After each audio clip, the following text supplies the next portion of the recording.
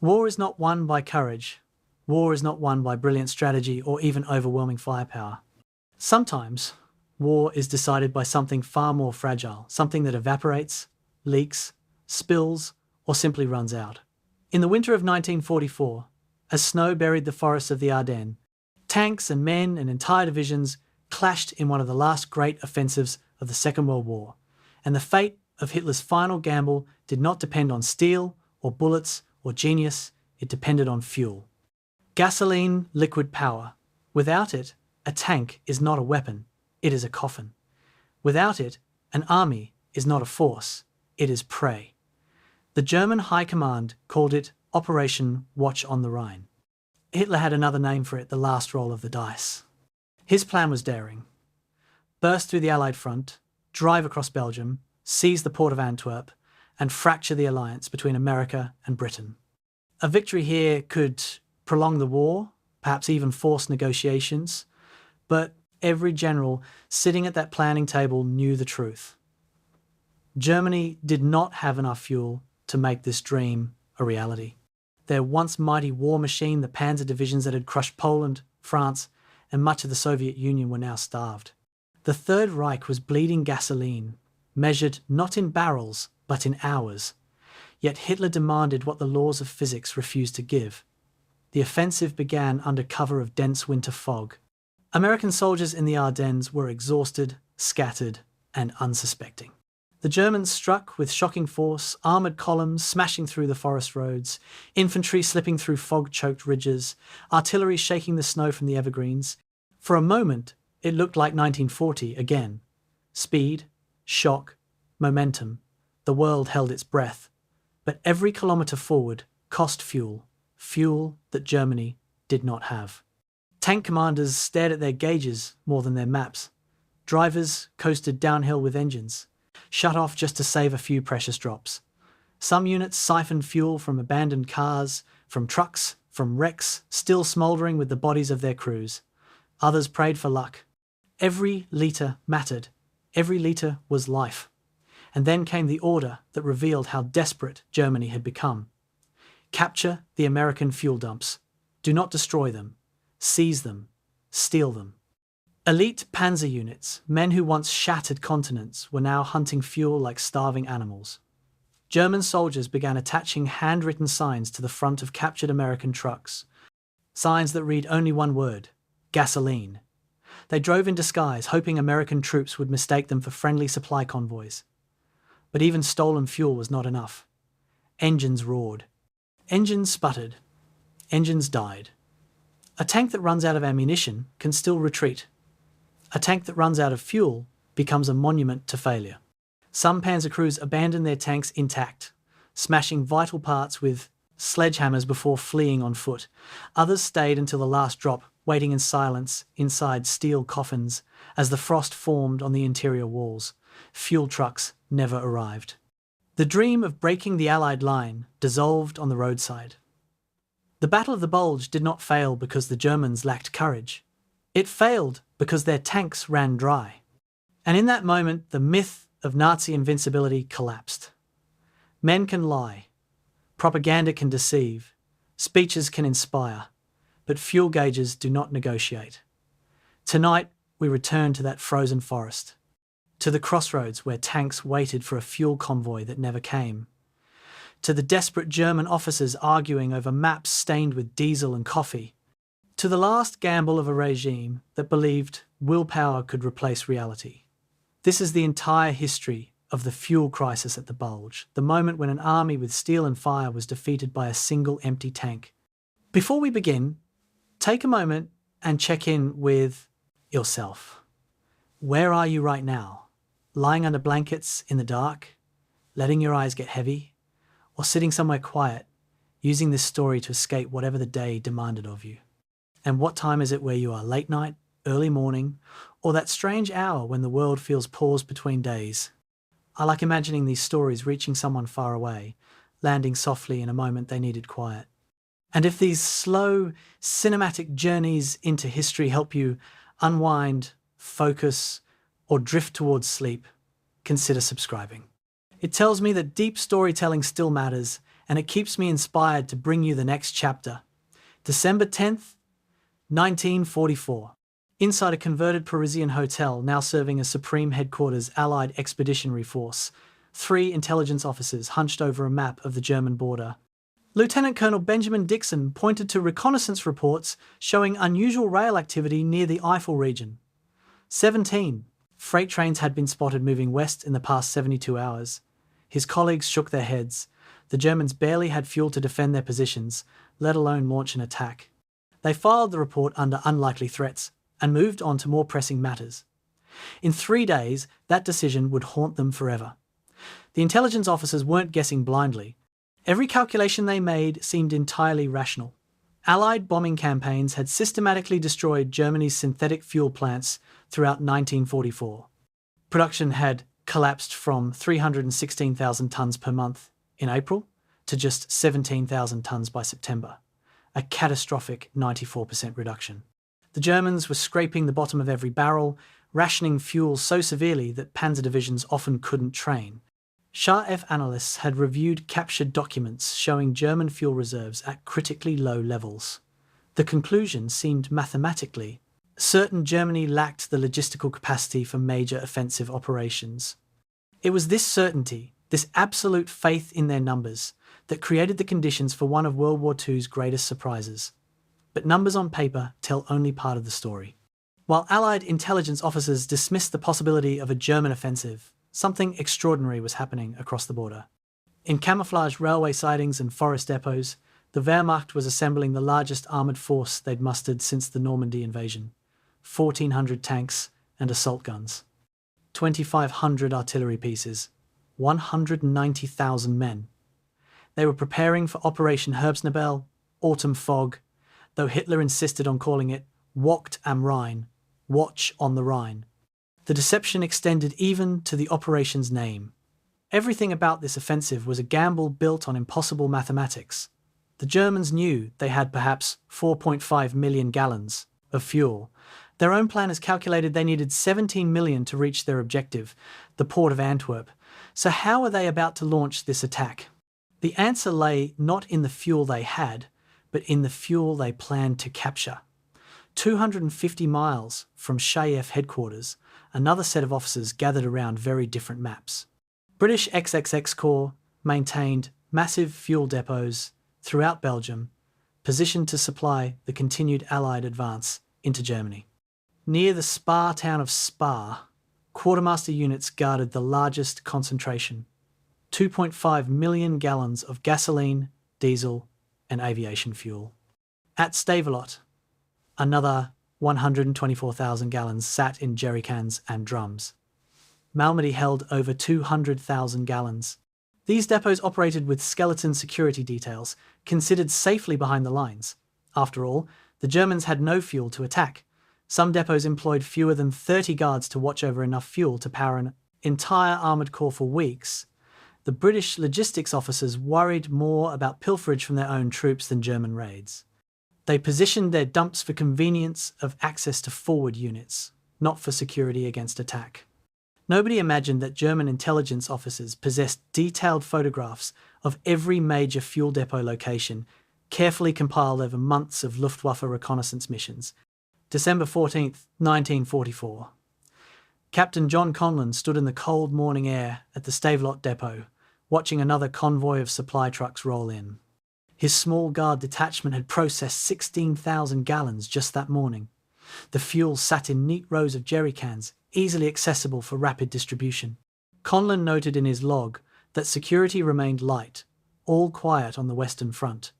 His men joked about getting soft duty while the infantry froze in their foxholes. Nobody mentioned that they were positioned less than 20 miles from the German border. Nobody discussed what would happen if enemy tanks suddenly appeared. The fuel just sat there, waiting. Thousands of gallons containing the potential energy to move hundreds of tanks, to change the course of a battle, to alter the trajectory of history. It was wealth that nobody recognized, precisely because it seemed so secure. December 16th, 1944, 4:30 in the morning. The darkness along an 80-mile stretch of the Ardennes forest erupted in fire. 2,000 German artillery pieces opened fire simultaneously, shells screaming out of the winter night into American positions. The barrage continued for 90 minutes, a rolling thunder that could be heard in Luxembourg City 30 miles away. Then came the infantry, ghostly figures in white winter camouflage emerging from the fog-shrouded forests. Behind them, the Panzers. The German offensive had begun. Within hours, Allied commanders realized something terrifying. This wasn't a local counterattack or spoiling operation. This was a full-scale armoured offensive, the kind of attack the Germans supposedly lacked the fuel to launch. Entire American units found themselves surrounded, overrun, or fleeing in confusion. Radio nets filled with panicked reports, German tanks everywhere. The impossible was happening. By 8 o'clock that morning, the first Allied fuel depot came under threat. At Büllingen, American supply units heard the sound of tank engines approaching from the east. It couldn't be German tanks. Everyone knew the Germans had no fuel, yet there they were, Panthers and Mark IVs rolling through the morning mist, their commanders standing in open hatches, scanning for targets. The American supply troops abandoned the depot, leaving behind 50,000 gallons of precious 80-octane gasoline. The Germans couldn't believe their luck. Crews immediately began refueling their vehicles, filling jerry cans, topping off tanks that had consumed a third of their fuel just reaching this point. In the captured fuel drums, they found something more valuable than gasoline: confirmation. The intelligence reports had been accurate. Allied fuel depots were exactly where German maps showed them. They were poorly guarded, they contained enormous quantities, and they were there for the taking. The seizure of Büllingen revealed the dark heart of German planning. This offensive wasn't built on adequate logistics, it was built on theft. Hitler and his generals had looked at their fuel situation, recognized it was insufficient, and simply decided to steal what they needed from the enemy. It was audacious. It was unprecedented in modern warfare. It was also utterly desperate. No professional military planner designs an operation around capturing enemy supplies during the attack itself. It violated every principle of logistics that military academies taught. But Hitler wasn't interested in what academies taught. He believed in the power of will, the force of surprise, the ability of German soldiers to achieve the impossible. He had staked the entire offensive on a simple assumption: his panzers would reach Allied fuel depots before they ran dry. The question was whether that assumption matched reality. By nightfall on December 16th, the full scope of the German offensive became apparent. Allied commanders scrambled to make sense of contradictory reports flooding in from the front. Eisenhower's intelligence chief, who dismissed those train sightings just days earlier, now faced a crisis that challenged everything they thought they knew about German capabilities. The enemy had somehow mustered 140,000 combat troops in the initial assault wave, with another 50,000 in immediate reserve. They'd concentrated this force without Allied intelligence detecting the movement. They'd achieved complete tactical surprise along an 80-mile front. And, most baffling of all, they'd done it despite having no fuel. Except they did have fuel. For now. The Germans had started their offensive with full tanks and carefully hoarded reserves. The question wasn't whether they could begin the attack. The question was whether they could sustain it long enough to capture the millions of gallons they needed to reach Antwerp. That question would be answered in the coming days, in scenes of desperate fighting around fuel depots that suddenly became as strategically important as any crossroads or river crossing. The Battle of the Bulge would be remembered for heroic stands at Bastogne and Street 5th, for the Malmedy massacre, for Patton's relief column driving through winter storms. But beneath all those dramatic moments lay a simpler, more fundamental struggle. This was a race between German tanks running on fumes and Allied engineers frantically destroying their own supplies to keep them from enemy hands. It was a battle fought not just with rifles and artillery, but with jerry cans and fuel trucks, with engineers' demolition charges and tankers' calculations of gallons remaining. The Germans had launched their ghost army, the attack that shouldn't have been possible. Now they had to prove they could sustain it. The Panzers were rolling. But the clock was ticking. And somewhere ahead, at Stavelot and Spa and a dozen other depots, American engineers were reaching for their explosives. October 25th, 1944. Deep in the forests of East Prussia, inside the concrete bunkers of the Wolf's Lair, Adolf Hitler spread a map across the table and announced his decision. Germany would launch a massive offensive through the Ardennes, splitting the Allied armies, capturing Antwerp, and forcing the Western powers to negotiate peace. The assembled generals stared at their Führer in stunned silence. Field Marshal Gerd von Rundstedt, commander of German forces in the West, carefully suggested that Germany lacked the resources for such an operation. Hitler cut him off. The decision was made. They would find the resources. They would create them if necessary. Will would triumph over mathematics. The generals exchanged glances, but said nothing more. They knew better than to argue when Hitler's mind was set. The planning sessions that followed revealed the true audacity of Hitler's vision. General Alfred Jodl, chief of the Wehrmacht operations staff, received the impossible task of making Hitler's dream logistically feasible. He assembled his staff and began calculating. To reach Antwerp, approximately 150 kilometers from the proposed jump-off point, German armoured divisions would need to fight continuously for perhaps 10 to 14 days. Each Panzer division consumed roughly 30,000 gallons of fuel per day during active combat operations. The offensive would employ 9 Panzer and Panzer Grenadier divisions, plus supporting units. Jodl's staff worked through the night, filling pages with calculations. The numbers grew larger with each computation. Fuel for the initial assault, 4 million gallons. Fuel for sustained advance, 8 million gallons. Fuel for securing Antwerp and defending Gaines, 5 million gallons. Total fuel requirement, 17 million gallons minimum. Then came the hard part. How much fuel did Germany actually have? Jodl's logistics officers compiled reports from every depot, tank farm, and reserve cache in Western Germany. The synthetic fuel plants, once Germany's pride, now operated at barely 5% of their peak capacity thanks to relentless Allied bombing. Romanian oil fields, which had provided 80,000 tons monthly, were now in Soviet hands. Every Panzer division in the West operated on strict rationing. Training had virtually ceased to conserve fuel. The logistics officers added their numbers carefully, then checked them again, hoping they'd made an error. They hadn't.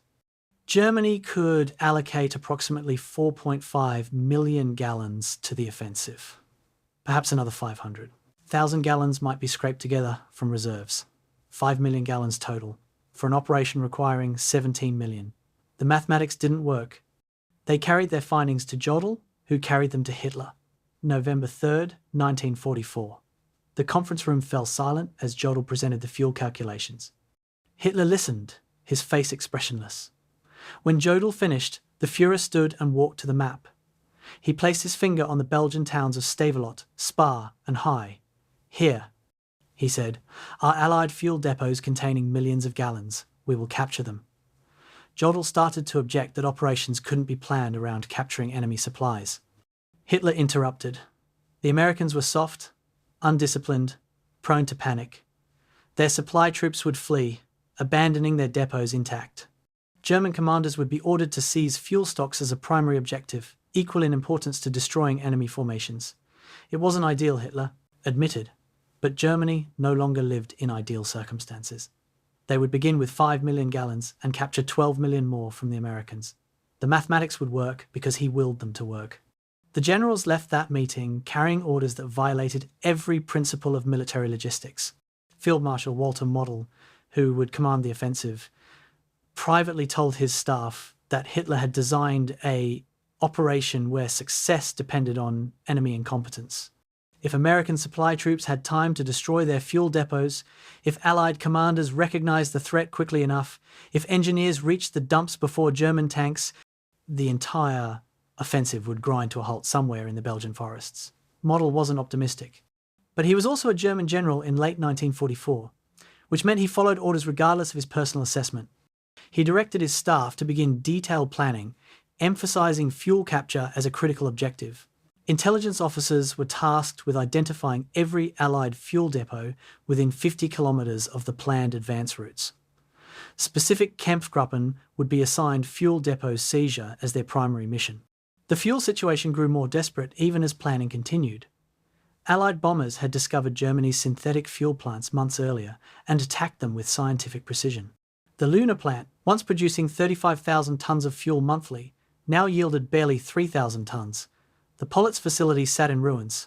Blechhammer operated at 15% capacity. Every raid set back reconstruction efforts by weeks or months. German engineers worked desperately to repair damage, often repairing the same facilities multiple times as Allied bombers returned again and again. It was industrial warfare at its most brutal, not destroying armies in the field, but strangling their ability to move, to fight, to function. By November, Germany's strategic fuel reserve, meant to last 6 months, had shrunk to perhaps 6 weeks of defensive operations. The Ardennes offensive would consume that entire reserve in 2 weeks. After that, Germany would have nothing left. Understanding the fuel crisis requires understanding how completely Germany had bet its wartime economy on synthetic fuel production. Natural petroleum sources were scarce in German-controlled territory. The synthetic plants, using coal gasification and hydrogenation processes, had been industrial marvels when they came online in the late 1930s. By 1943, synthetic fuel provided approximately 70% of Germany's liquid fuel needs.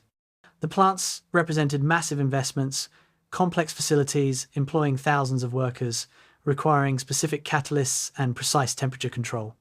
They were also enormous, impossible to hide, and vulnerable to air attack.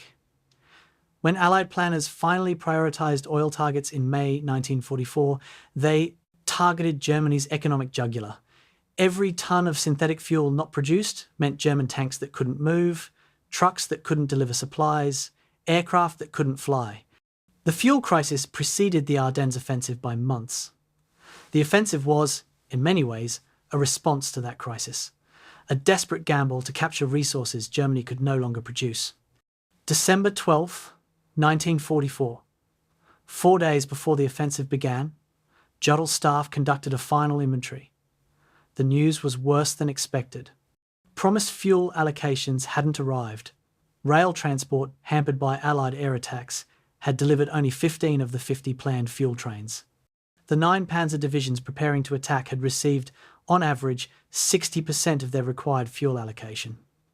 Some units reported tanks with 3/4 full tanks instead of full tanks.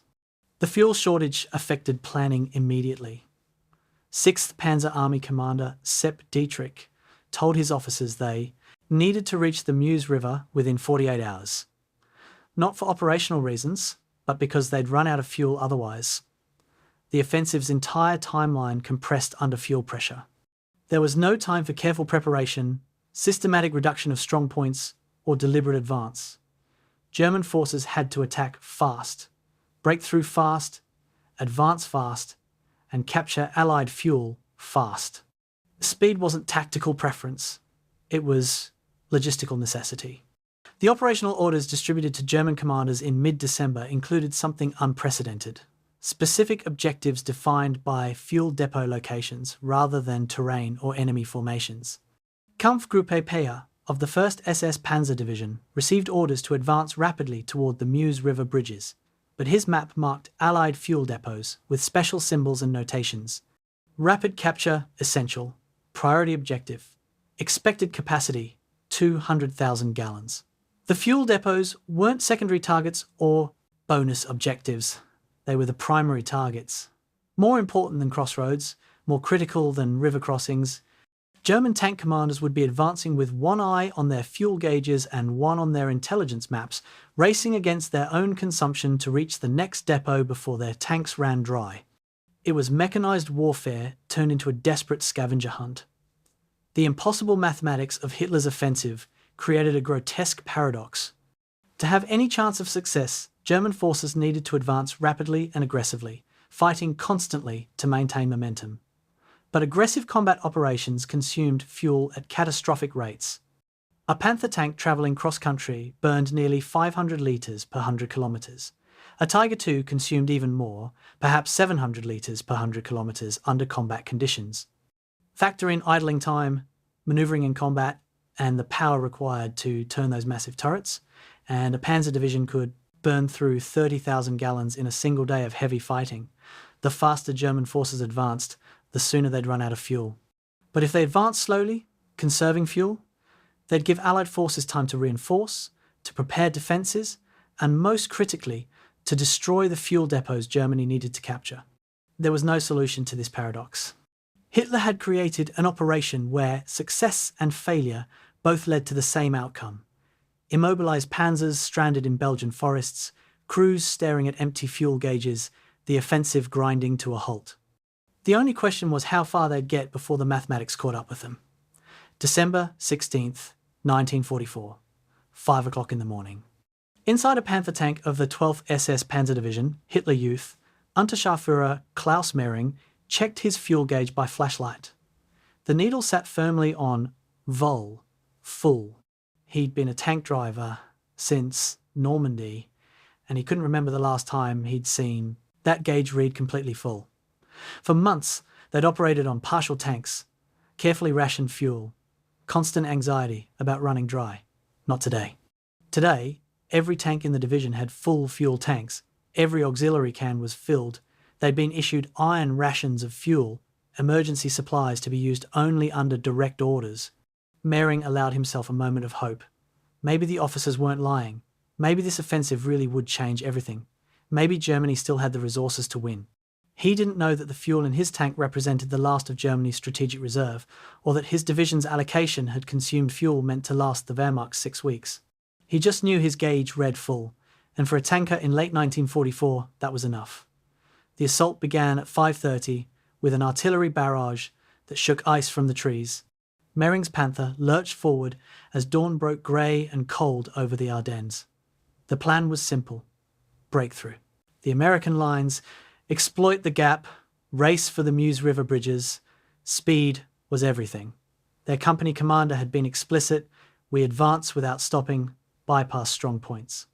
Leave infantry to clean up. Our objective is movement. The Panthers rolled through the morning fog, their engines roaring, tracks chewing frozen earth. For the first few hours, it felt glorious. American positions crumbled under the assault. Prisoners stumbled past in shocked columns. The breakthrough was succeeding. Mering watched his fuel gauge drop slowly, steadily, but not alarmingly. At this rate, they had perhaps 60 or 70 kilometers of range remaining. That should be enough to reach the first objectives. Should be. Then they hit the roads. The offensive plan called for German forces to advance along a limited number of routes through the heavily forested Ardennes. There weren't many roads to begin with. The forests were crisscrossed by narrow trails, single-lane paths designed for farmers and foresters, not armoured divisions. 9 Panzer divisions, plus supporting infantry, plus supply columns, plus headquarters units, all funneling onto perhaps 6 or 7 usable routes. Mering's company reached the main road at 8 o'clock and immediately stopped. Ahead, as far as he could see, stretched a column of vehicles, tanks, half-tracks, trucks, prime movers, all stationary. They'd been moving for 3 hours and covered perhaps 15 kilometres. Now, they sat, engines idling, burning precious fuel to simply keep from freezing. Mering shut down his engine to conserve fuel. The temperature inside the tank immediately began to drop. The traffic jam revealed a fatal flaw in German planning. To reach their objectives, German armoured forces needed to move approximately 15,000 vehicles through the Ardennes road network. That network could realistically handle perhaps 3,000 vehicles at a time on the available routes. German planners had assumed they could move forces sequentially. First the assault units, then the exploitation forces, then the supplies. But modern mechanised warfare doesn't work sequentially. Everything needs to move simultaneously. Combat units need immediate support from headquarters elements. Tanks need fuel trucks right behind them. Artillery needs ammunition carriers. Medical units need to evacuate wounded. The result was chaos. Every unit attempting to use the same limited roads at the same time, creating traffic jams that stretched for kilometres behind the front lines. At 2 o'clock that afternoon, Mering's company finally began moving again. They'd been stationary for 6 hours, having advanced barely 20 kilometres from their start line. The fuel gauge now read 3/4 full. Simple math told the story. They'd consumed a quarter of their fuel to move 20 kilometres. That gave them perhaps 60 kilometres of total range. The Meuse River was 120 kilometres away. The fuel wouldn't last. It couldn't last. But orders were orders. So they kept moving. The company commander's voice crackled over the radio. All units, maintain advance. Fuel supplies following. Mering glanced at his commander, who shrugged. Everyone in the tank knew that fuel supplies weren't following. The supply trucks were stuck in the same traffic jams as the combat units, perhaps 30 or 40 kilometers behind them, burning their own fuel just trying to reach the tanks they were meant to refuel. By nightfall, the fuel situation had become critical across multiple German units. Kampfgruppe Piper, leading the 1st SS Panzer Division's advance, radioed that they'd reached Honsfeld and captured an American supply depot. This was supposed to be triumph. Instead, it revealed the desperate nature of German logistics. Piper's tanks had consumed so much fuel in less than 24 hours of combat that they immediately began refueling from captured American supplies. There was no time to organize the captured fuel properly. No systematic allocation. Tank crews simply grabbed jerry cans and poured them into their tanks. The Americans used 80-octane gasoline, which German tank engines could burn, but it reduced efficiency. Nobody cared about efficiency anymore. The captured fuel meant Piper could continue advancing. Without it, his entire Kampfgruppe would have been stranded barely 20 kilometers past the start line. The consumption rates shocked even experienced German tankers. A Panther tank's fuel capacity was 730 litres. Under ideal conditions, travelling on good roads at economical speeds, that provided a range of perhaps 200 kilometres. Under combat conditions, that range collapsed to less than 100 kilometres. Cross-country travel consumed fuel at nearly double the rate of road travel. Combat manoeuvring, with constant acceleration, braking and turning, consumed even more. Cold weather starting required extra fuel just to get the engines running. Idling in traffic jams burned fuel while producing no movement. When German planners calculated fuel requirements, they'd used peacetime training consumption figures. Real combat consumption was proving to be 3 or 4 times higher. The 5 million gallons Germany had allocated to the offensive, barely sufficient under ideal conditions, was proving catastrophically inadequate under real conditions. December 16th, 11 o'clock at night. 19 hours into the offensive, multiple German units radioed headquarters, reporting critical fuel situations. The 2nd Panzer Division requested immediate fuel delivery near Marnik. The 9th Panzer Division reported tanks running dry near Waldhof. The Panzer Division, stuck in massive traffic jams, hadn't even reached the front line yet, but had already consumed 30% of its fuel allocation just moving to the battle area. In conference rooms behind the lines, German logistics officers stared at their maps and their consumption reports and their allocation spreadsheets. The mathematics were undeniable. At current consumption rates, German armoured forces would run out of fuel in 3 to 4 days. Not reach Antwerp and run out of fuel. Just run out of fuel. Somewhere in the Belgian forests, still far from any strategic objectives. The only hope was capturing Allied fuel depots quickly, before American engineers could destroy them. The 12 hours of plenty, those glorious morning hours when every tank had full fuel tanks and the breakthrough seemed possible, were already over. The fuel gauges were falling. The mathematics were reasserting themselves. German tanks continued advancing through the winter night, but now every kilometre came with an unspoken question: how much farther can we go? Tank commanders who'd spent months operating on partial tanks and strict rationing now found themselves burning through full loads in single days of combat. It felt profligate, wasteful, unsustainable. Because it was. Hitler's offensive had launched on the myth that will could overcome mathematics. The fuel gauges told a different story. Physics doesn't care about will. Chemistry doesn't respond to orders. A litre of fuel produces a fixed amount of energy, moves a tank a measurable distance, and then it's gone. No amount of Nazi ideology could change those basic facts. The Panzers were rolling. But they were also running dry, and the Allied fuel depots they needed to capture were getting farther away with every hour that passed. The first day of the offensive ended with German forces having advanced between 15 and 30 kilometres, depending on sector. It was impressive by late war standards, a genuine tactical success. But it was also barely 20% of the distance to the Meuse River, which itself was only halfway to Antwerp. The mathematics were already grim. German forces had consumed approximately 20% of their total fuel allocation to achieve 20% of their movement to an intermediate objective that was 50% of the distance to their final objective. Even generous calculations suggested they'd run out of fuel before reaching the Meuse, let alone Antwerp. The only wild card was captured Allied supplies. Everything now depended on whether German spearhead units could reach and seize Allied fuel depots before American engineers destroyed them. The race was on, and the clock was ticking down with every litre of fuel consumed. December 16th, 1944, 10 o'clock at night, SS Obersturmbannführer Joachim Paper stood in the village of Honsfeld, watching his men refuel their vehicles from captured American supplies. His Kampfgruppe had achieved the deepest penetration of any German unit on the first day, breaking through American defences and pushing nearly 20 kilometres past the start line. But Piper knew the fuel situation was already critical. His 100-plus tanks and 600 vehicles had burned through a third of their fuel load just reaching this point. The American depot at Honsfeld provided a temporary respite, perhaps 50,000 gallons of precious 80-octane gasoline. But 50,000 gallons wouldn't fuel an entire Kampfgruppe to the Meuse River. Piper studied the map on his dashboard, a detailed intelligence document showing Allied supply routes and depot locations.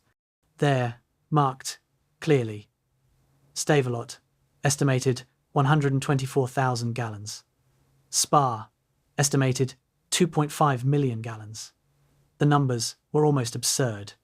2.5 million gallons sat barely 30 kilometres from his current position. That was enough fuel to power his entire division for weeks, perhaps enough to reach Antwerp and back. All he had to do was capture it. The map on Paper's dashboard told a story of German intelligence, success, and Allied vulnerability.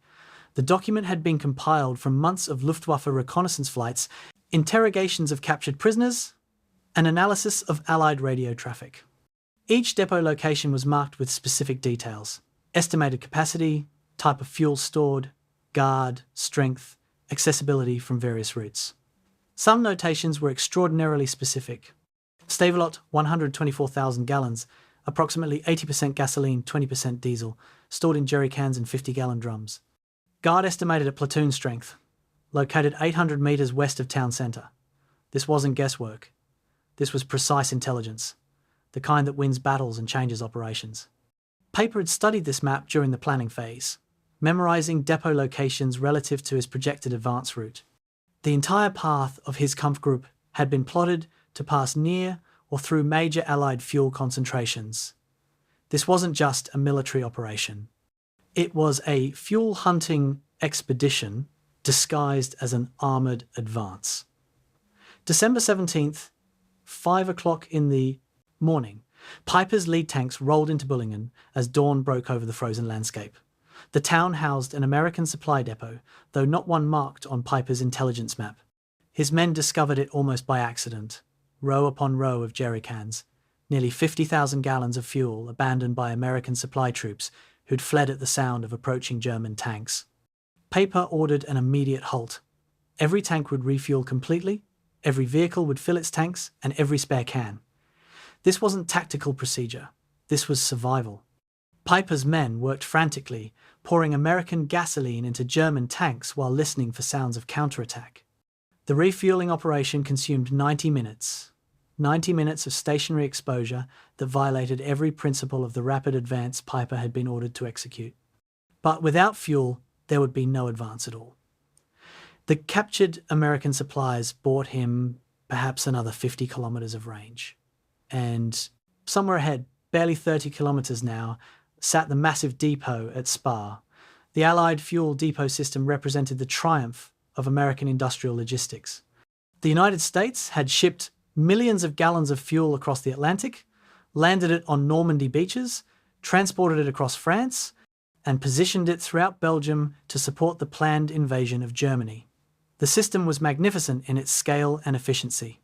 It was also built on an assumption that proved dangerously incorrect, that German forces lacked the fuel to threaten these supply concentrations.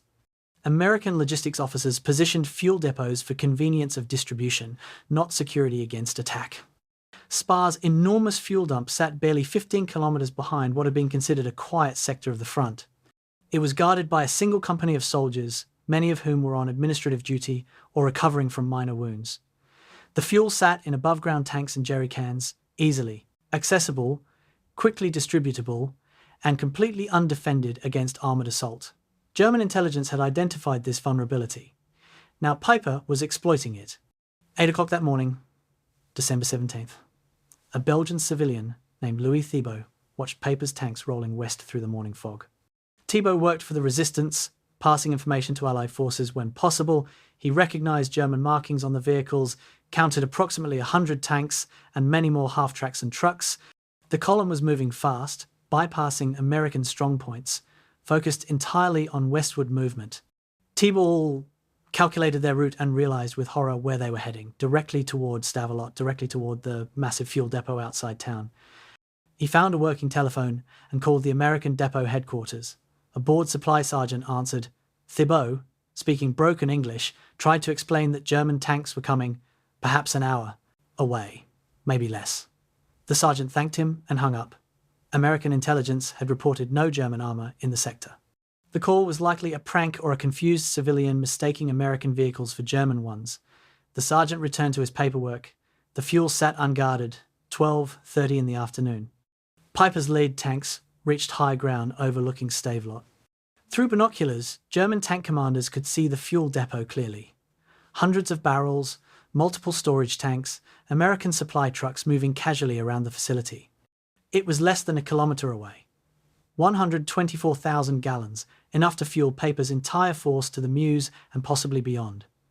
The Panther tanks began descending toward the town. Then they heard the explosions. American combat engineers, finally alerted to the German advance, had reached the depot minutes before Paper's tanks came into range. Thermite grenades tumbled into fuel drums. Explosive charges detonated.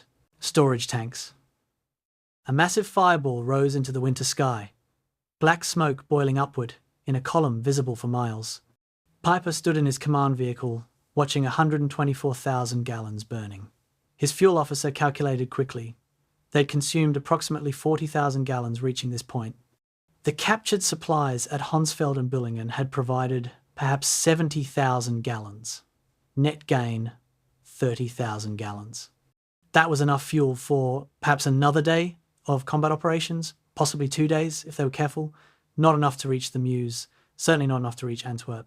Everything now depended on Spa. The destruction of Stavelot's fuel depot created a critical moment in the offensive.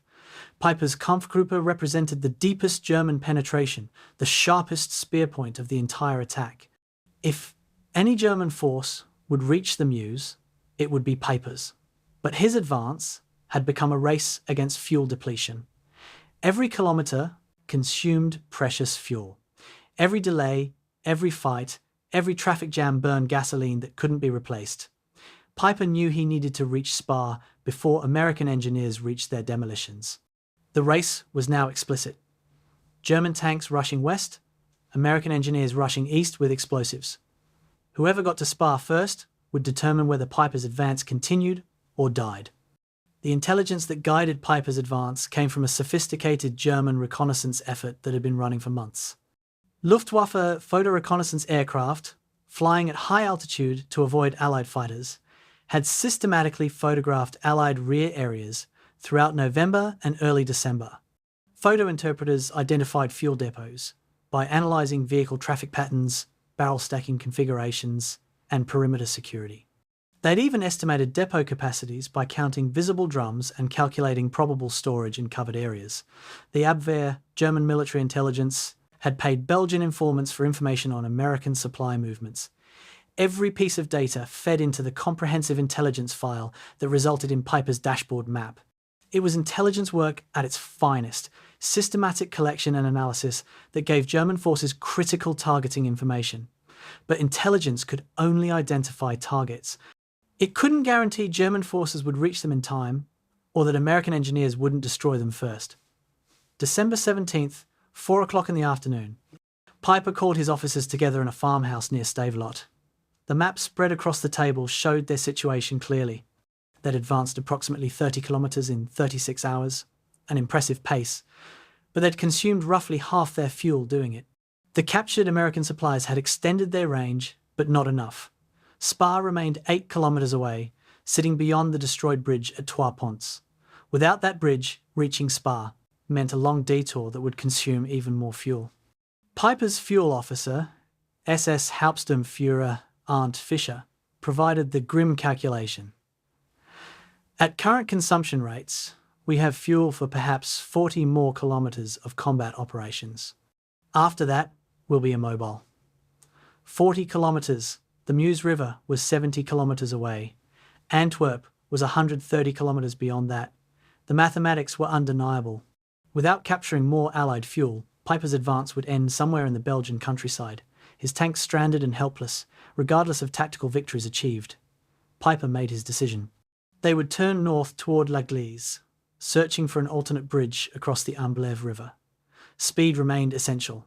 They would bypass strong points, avoid unnecessary fighting, focus entirely on movement. The fuel situation allowed no other choice. As his tanks rumbled back into formation, Piper took one last look at his intelligence map. The notation for Spa remained visible. 2.5 million gallons. So close. 8 kilometers. Under normal circumstances, 15 minutes of travel. But there were no normal circumstances anymore. There was only the shrinking fuel supply, the ticking clock, and the narrowing gap between ambition and mathematics. Piper's tanks moved north into the winter darkness, chasing bridges and fuel depots, racing against their own consumption. The map on his dashboard had promised so much. Reality was delivering so much less. December 18th, 1944. 11 o'clock in the morning. Piper's lead Panther tank rounded the bend in the road and the bridge at Trois-Ponts came into view. The structure spanned the Amblève River, a relatively modest waterway that nonetheless represented a critical obstacle. Belgian civilians had told Piper's scouts that this bridge was intact, passable, capable of bearing the weight of heavy tanks. Beyond it, the road led northwest toward Werbermont and the Meuse River Valley.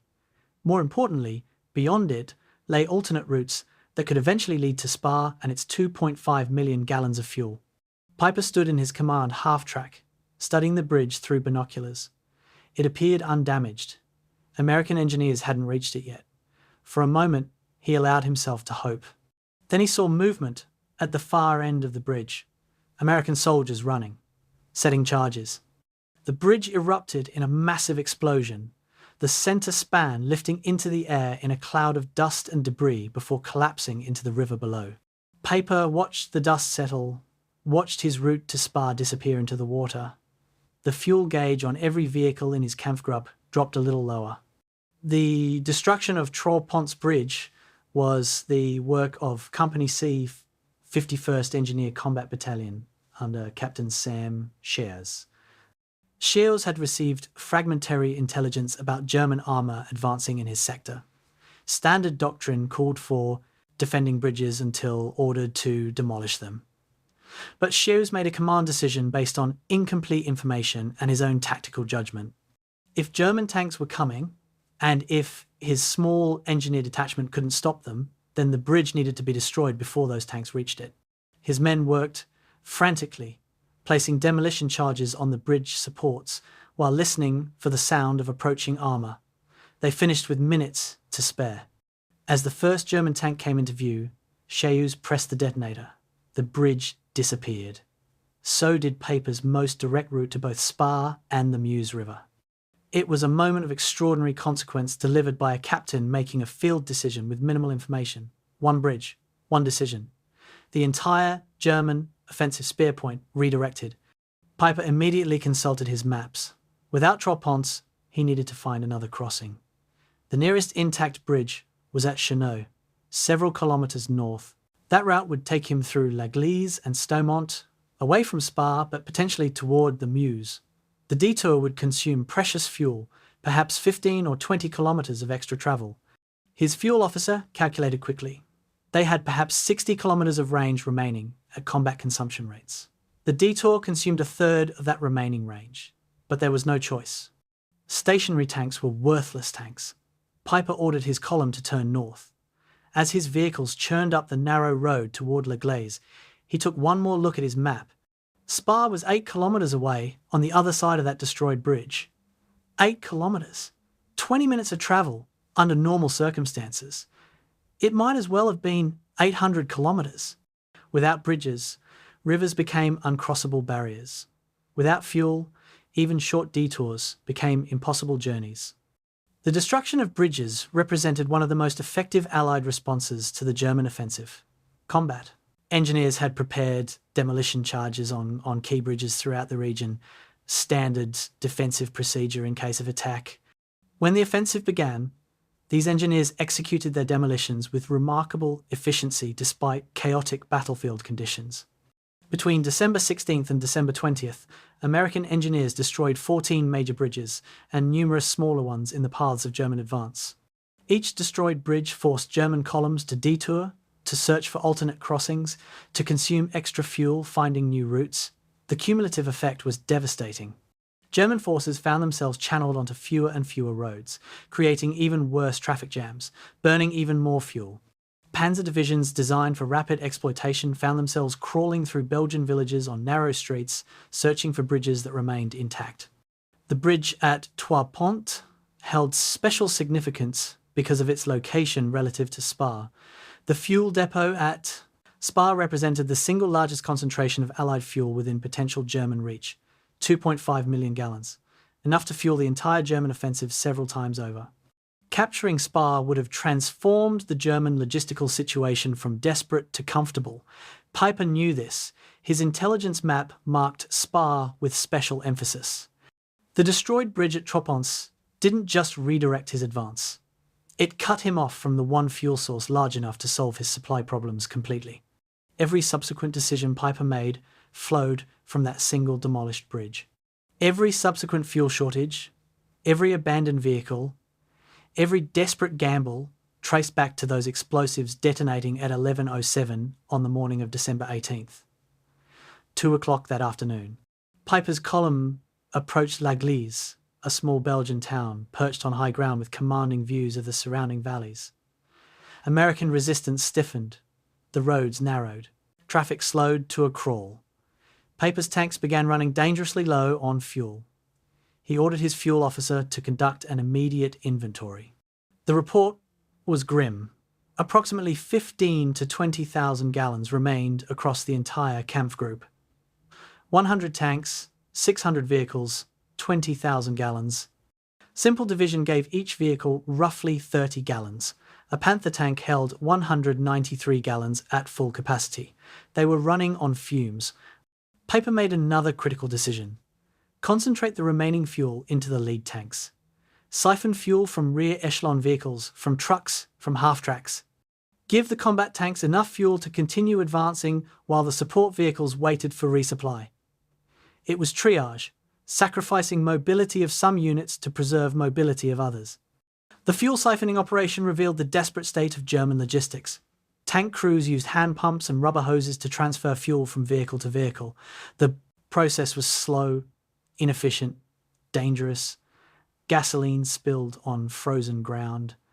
Fumes filled the air. Men worked with numb fingers in sub-zero temperatures, trying to pour fuel through small openings without wasting any. Some vehicles, already nearly empty, yielded only a few gallons. Those gallons went into tanks still capable of fighting. The entire Kampfgruppe became a mobile fuel redistribution system, constantly cannibalizing itself to keep the spear point moving. This wasn't how armoured warfare was supposed to function. Panzer divisions were meant to be supplied by dedicated logistics units, fuel trucks following close behind combat vehicles, systematic refueling during operational pauses. Peiper's Kampfgruppe had devolved into something more primitive, a pack of predators consuming their own wounded to continue the hunt. 8 o'clock that evening.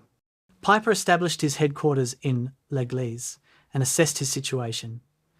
His Kampfgruppe controlled approximately 4 square kilometers of Belgian countryside. They were surrounded on 3 sides by American forces.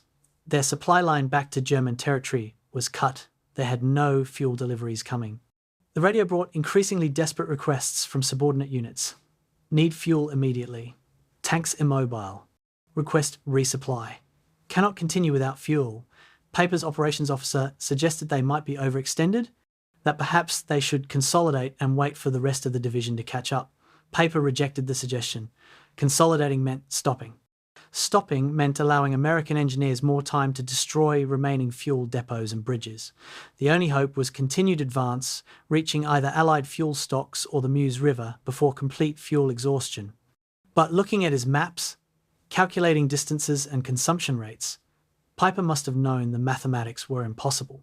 They'd penetrated farther than any other German unit, and they'd done it by burning through fuel at unsustainable rates.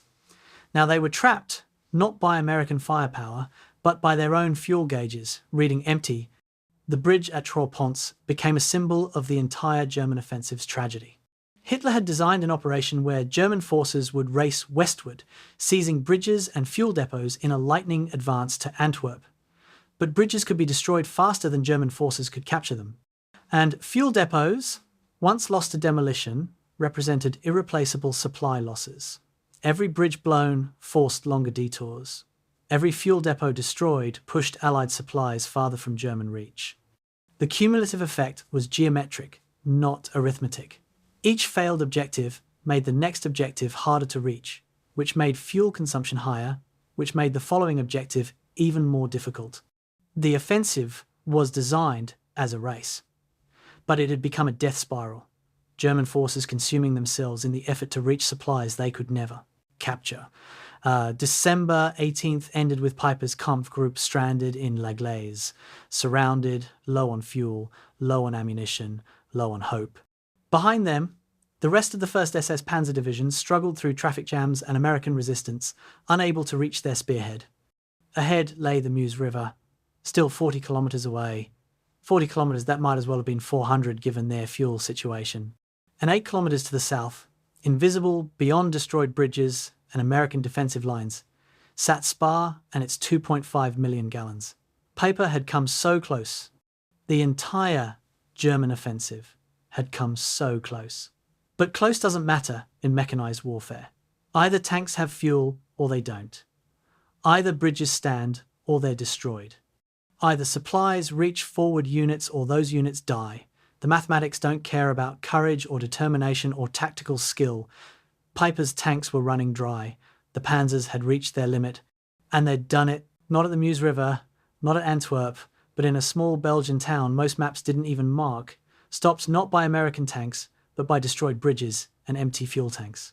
December 19th, 1944, 6 o'clock in the morning. In a farmhouse near Neuville, the commander of the 2nd Panzer Division, Colonel Meinrad von Lauschert, reviewed his fuel status reports. The numbers told a story of creeping paralysis. His division had started the offensive with roughly 160 tanks and assault guns. As of this morning, 43 of those vehicles sat immobile, abandoned along roadsides, not because they'd been destroyed by enemy fire, but because they'd run out of fuel. 43 armoured fighting vehicles, each representing months of production time and irreplaceable manufacturing resources, sitting uselessly because their fuel tanks read empty. Von Lauschert's logistics officer reported that promised fuel deliveries hadn't arrived. The supply trucks were stuck, somewhere behind them, trapped in the same impossible traffic jams that plagued the entire offensive. The division had fuel for perhaps one more day of operations. After that, they'd be completely immobilized. Von Lauschert drafted a radio message to Corps headquarters. Critical fuel shortage. Cannot continue operations without immediate resupply. It was one of dozens of similar messages flooding German command channels that morning. While Piper's dramatic fuel crisis grabbed attention at Gleize, the entire German offensive was simultaneously grinding to a halt for the same reason. The fuel famine wasn't confined to a single unit or sector. It was systemic, affecting every German formation from the northern shoulder to the southern flank. The Panzer Lehr Division, still attempting to advance toward Bastogne, reported that morning that they'd consumed 70% of their fuel allocation just reaching their current positions.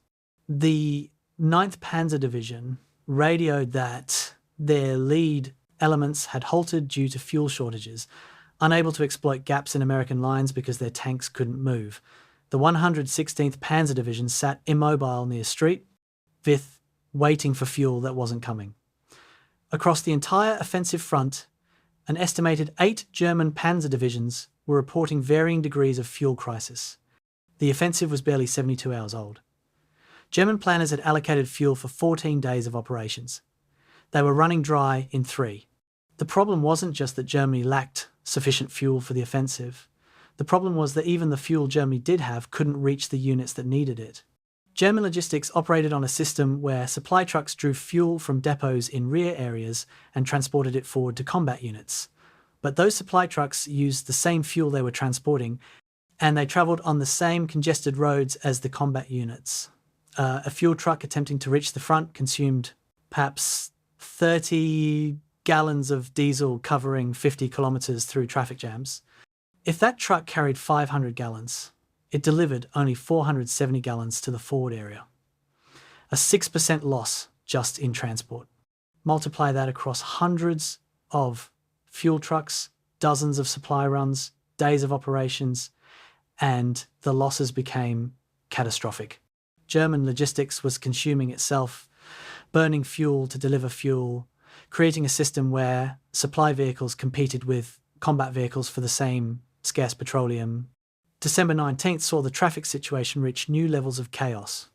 Aerial reconnaissance photos, taken by Allied aircraft whenever weather permitted, showed solid lines of German vehicles stretching for 15 to 20 kilometres on major routes. These weren't tactical columns. These were traffic jams, vehicles packed bumper to bumper, barely moving, engines idling to keep from freezing. A German supply officer later estimated that the average movement speed for vehicles attempting to reach the front on December 19th was 6 kilometres per hour. 6 kilometres per hour. At that rate, a fuel truck starting from depots near the German border needed 12 hours to travel 70 kilometres to reach forward positions. 12 hours of continuous operation, burning fuel the entire time to deliver a load that would sustain a Panzer company for perhaps 8 hours of combat. The mathematics didn't work. They couldn't work. German logistics had entered a death spiral where the cost of delivery exceeded the value of delivered supplies. The fuel crisis forced German commanders to make impossible choices. With insufficient fuel for all units, who got priority? The spearhead units that had penetrated deepest but were now surrounded and isolated. The follow-on forces that might exploit breakthroughs if they could reach them. The artillery units that provided critical fire support. The supply units themselves that needed fuel to deliver fuel. Every commander argued that his unit was critical, that fuel allocated elsewhere was fuel wasted. Corps, headquarters tried to implement rational allocation systems, but rational systems broke down when supply trucks couldn't reach their designated units. Fuel ended up going to whoever could physically retrieve it, not necessarily who needed it most. Aggressive commanders sent their own tanks back to fuel dumps to collect supplies directly, bypassing the logistics system entirely. This created more traffic, more congestion, more fuel wasted in movement. The offensive was cannibalizing itself. December 20th brought the first significant snowfall, adding weather complications to the existing fuel crisis. Vehicles consumed more fuel operating in snow. Traction decreased, engines worked harder, fuel consumption increased by an estimated 15 to 20%. For German units already operating on fumes, this extra consumption was catastrophic. The 5th Panzer Army, operating in the centre of the offensive zone, reported that morning that they'd received 32,000 gallons of fuel over the previous 24 hours. Their actual requirement was over 200,000 gallons per day for sustained operations. They were receiving 15% of what they needed. Similar reports came from every sector. The 6th Panzer Army, which included Piper's trapped Kampfgruppe, reported receiving barely 20% of promised fuel allocations. The 7th Army, providing flank protection on the southern shoulder, received almost nothing. The Allied intelligence services began noticing the German fuel crisis by December 20th. Decrypted radio messages showed increasing desperation in German communications. References to critical fuel situations and immediate resupply required appeared with increasing frequency. Allied photo interpreters noticed something else. Increasing numbers of German vehicles abandoned along roadsides, not destroyed by fire or explosion. Not surrounded by battle damage, just sitting empty, crews having drained their fuel tanks and moved on foot or in other vehicles. By December 21st, Allied intelligence estimated that the Germans had abandoned between 150 and 200 armoured vehicles purely due to fuel shortages. This didn't count vehicles destroyed in combat. These were tanks and assault guns that Germany could no longer afford to build, abandoned, because they couldn't be fueled. It was an industrial catastrophe disguised as a military crisis. German supply officers attempted desperate measures. Some units began operating fuel collection teams, soldiers with horse-drawn carts who searched abandoned American vehicles for residual fuel in their tanks. Every gallon mattered. Every litre meant another kilometre of possible advance. German soldiers became scavengers, siphoning fuel from knocked-out vehicles, both American and German, trying to collect enough gasoline to keep combat units mobile. The image was pathetic. The once mighty Wehrmacht reduced to harvesting fuel from wrecks like peasants gleaning fields after harvest. This was what Germany's fuel situation had become by late December 1944. Not a temporary shortage that could be resolved with better distribution. Not a planning failure that could be corrected with improved logistics. A fundamental, systemic collapse where Germany simply lacked the petroleum resources to sustain mechanized warfare. December 21st, German Supreme Command held an emergency conference on the fuel situation. The reports from the front were undeniable. The offensive was stalling. Not due to American resistance alone, though that was strengthening. Not due to weather, though that complicated operations. Due to fuel. Simple, unavoidable, mathematically certain fuel exhaustion. Some officers suggested pulling back, consolidating gains, establishing a defensive line while fuel supplies rebuilt. Others argued for continuing the attack, gambling that captured American supplies could sustain the advance. Hitler rejected both suggestions. There would be no retreat. There would be continued attack. Fuel would be found, captured, improvised. Will would triumph over logistics. It was the same thinking that had launched the offensive in the first place, the same refusal to acknowledge material constraints that had characterized German strategic planning since the synthetic fuel plants were destroyed. The generals left the conference knowing the offensive was doomed, but orders were orders. By the end of December 21st, 5 days into the offensive, German forces had achieved mixed results. Some units had penetrated 40 or 50 kilometers past the start line, others remained stuck near their initial positions. American forces, recovering from the initial surprise, were establishing defensive positions and rushing reinforcements to critical sectors.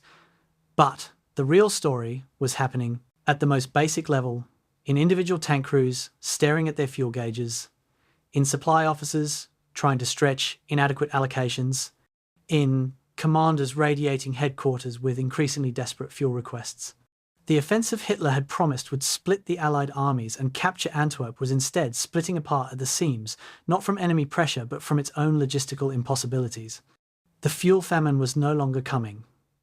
It had arrived. And it was killing the offensive more effectively than any American counterattack could. December 18th, 1944.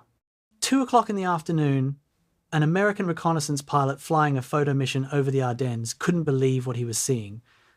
Below him, stretching along a single forest road for what looked like 10 or 12 kilometers, sat a solid column of German vehicles. Tanks, half-tracks, trucks, artillery, prime movers, supply vehicles, all stationary, not moving. Just sitting there, packed so tightly that the column looked like a single metal snake winding through the winter forest. The pilot snapped photographs and radioed his observations back to headquarters. Intelligence officers studied the photos and reached a stunning conclusion. The Germans weren't being stopped by American forces, they were stopping themselves. The road network in the Ardennes, that heavily forested region of Belgium and Luxembourg, simply couldn't handle the traffic volume of 9 Panzer divisions trying to advance simultaneously. The roads themselves were defeating the German offensive. Understanding what happened requires understanding the Ardennes road network. The region was heavily forested, with steep valleys carved by rivers and streams. Roads were limited, mostly single-lane affairs designed for local traffic, farmers moving between villages, foresters accessing timber areas. The few larger roads followed valley bottoms where possible, creating natural choke points wherever the valleys narrowed. German planners had studied these roads during the planning phase. They'd calculated that the road network could handle approximately 1,000 vehicles per hour under ideal conditions. The offensive required moving more than 15,000 vehicles through this network in the first 48 hours. German planners had assumed they could sequence the movement. First the assault troops, then the exploitation forces, then the supplies. But modern mechanized warfare doesn't work that way. Everything needs to move together. The result was predictable and catastrophic. The traffic crisis began almost immediately on December 16th. As breakthrough units advanced, follow-on forces attempted to move forward simultaneously. Supply columns tried to reach the front. Artillery units displaced forward to support the attack. Headquarters elements moved to stay close to combat units. Medical units tried to evacuate wounded. Engineer units attempted to reach bridges and strong points. Every unit had legitimate reasons for using the roads immediately. But the roads couldn't handle them all. By the afternoon of December 16th, major traffic jams had already formed at key intersections and narrow sections. By December 17th, some jams stretched for 5 to 10 kilometres. By December 18th, the entire German rear area was one massive traffic snarl. Vehicles barely moving, frustration building, fuel burning. The human dimension of the traffic crisis was maddening for German soldiers. Tank commanders sat in their vehicles for hours, engines idling to keep crews from freezing, watching their fuel gauges drop while moving perhaps 1 or 2 kilometres. Truck drivers made journeys that should have taken 1 hour, stretching into 8 or 10 hours of stop-and-start crawling. Supply officers calculated that by December 19th, the average German supply truck required 14 hours to move from rear depots to forward units. A journey that covered barely 70 kilometres. 14 hours. In that time, a truck burned approximately 40 gallons of diesel just keeping its engine running, to deliver perhaps 400 gallons to forward units. The efficiency was abysmal, unsustainable, catastrophic for an offensive already operating on inadequate fuel supplies. German military police attempted to organise the traffic with limited success. They established control points at major intersections, trying to direct traffic, prioritise movements, prevent complete gridlock. But their efforts were overwhelmed by the sheer volume of vehicles and the competing demands of different units. A military policeman trying to sort out traffic at a key crossroads faced impossible decisions: let the supply trucks through so forward units get fuel, or prioritise the Panzer division trying to exploit a breakthrough. Let the ambulances through to evacuate wounded, or clear the road for reinforcements moving to threatened sectors. Every decision created winners and losers, angry commanders radioing complaints to higher headquarters, accusations that others were getting preferential treatment. The traffic system broke down into a chaotic free-for-all, strongest units bullying their way forward, weaker units waiting helplessly while their mission timelines slipped away. The narrow roads created another problem. A single disabled vehicle could block an entire route for hours. The truck that broke down, a tank that threw a track, even a horse-drawn wagon that got stuck in mud, any of these could create a bottleneck that stopped dozens or hundreds of vehicles behind it. German engineers tried to create bypass routes around blockages, but the forests were thick, the ground frozen and uneven, alternative paths almost non-existent. One documented incident on December 19th involved a single damaged half-track, blocking the main supply route to the 2nd Panzer Division for over 4 hours. During those 4 hours, that division's fuel trucks sat stationary 15 kilometres from their destination, burning diesel to idle while the tanks they were meant to refuel ran dry and stopped advancing. One vehicle, 4 hours. An entire division's offensive momentum lost. The Americans began targeting the traffic jams with artillery fire once they recognised what was happening. Forward observers called back coordinates of vehicle concentrations. Artillery batteries fired harassment missions, not necessarily trying to destroy specific targets, but to create chaos, force vehicles to disperse, block roads with damaged vehicles. The psychological effect was devastating. German soldiers, already frustrated by hours of sitting in traffic, now faced the added stress of random artillery rounds exploding along the roadways. Some units tried to disperse off the roads to reduce vulnerability, which created more traffic as they attempted to re-enter the road network later. The traffic crisis and the tactical situation fed on each other, each making the other worse, creating a systemic failure that no amount of local problem-solving could fix. By December 20th, German engineers were attempting to build new roads through the forests, desperate efforts to add capacity to the overtaxed network. They worked with frozen ground, limited equipment, constant pressure from commanders demanding immediate results. The efforts were largely futile. Building a road capable of handling heavy armour through forest terrain required days or weeks, not hours. Temporary expedients, simple bulldozed trails, turned into muddy quagmires as soon as vehicles started using them. In some cases, the new roads created more problems than they solved. Vehicles getting stuck in poorly prepared surfaces, creating new blockages that made the overall traffic situation worse. The engineering efforts represented desperation, units trying any solution, no matter how impractical, because the alternative was complete immobility. The fuel consumed sitting in traffic represented one of the offensive's greatest hidden costs. A Panther tank's engine at idle consumed approximately 5 litres per hour. Multiply that by 100 Panthers sitting in traffic for 8 hours. 4,000 litres, nearly 1,000 gallons, burned to produce 0 kilometres of movement across the entire offensive. Thousands of vehicles idled for hours every day. The fuel consumed sitting stationary was fuel that couldn't be used for advancing, for fighting, for achieving objectives. It was pure waste. Petroleum burned to generate nothing but heat and exhaust fumes. German logistics officers later estimated that between 20 and 30% of total fuel consumption during the offensive went to vehicles sitting in traffic jams. 20 to 30% in an operation already short on fuel, that waste was catastrophic. The road network problem exposed a fundamental flaw in German planning. Hitler and his staff had looked at maps showing distances and routes, calculated how fast their units could move under ideal conditions, and designed an operation based on those optimistic assumptions. They'd ignored or minimized the reality of terrain, the limitations of infrastructure, the friction of actual military operations.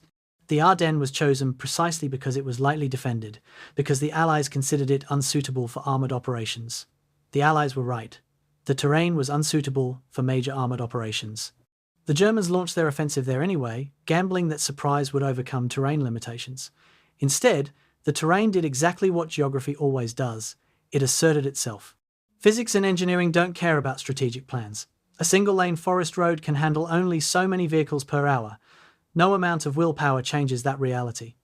The roads of the Ardennes swallowed the German offensive whole, digesting it slowly through friction and delay and wasted fuel, until what had begun as Hitler's great gamble ended as a massive traffic jam that consumed itself through its own impossibilities.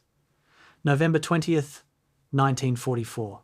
3 weeks before the offensive began, at a Luftwaffe reconnaissance base near Frankfurt, photo interpreter Hauptmann Werner Schmidt studied high-altitude photographs of Belgian territory recently captured by an Arado reconnaissance aircraft. The mission had flown at 9,000 metres, high enough to avoid most Allied fighters, equipped with cameras capable of extraordinary detail. Schmidt's job was to identify Allied supply infrastructure. He worked methodically, using stereoscopic viewers to create three-dimensional images from overlapping photographs. Then he found it.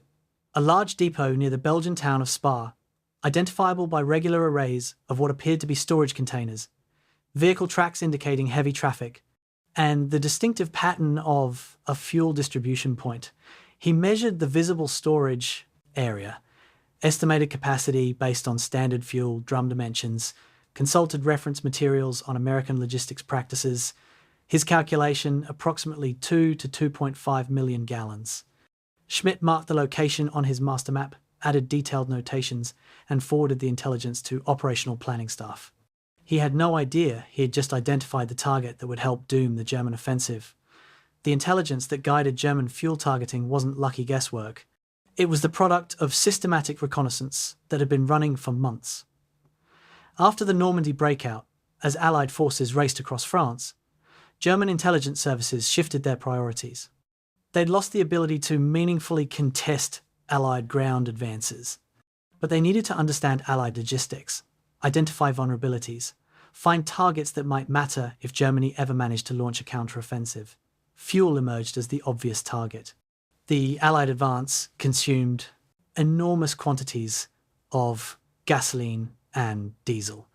Those quantities had to be stored somewhere, transported somehow, distributed through some network.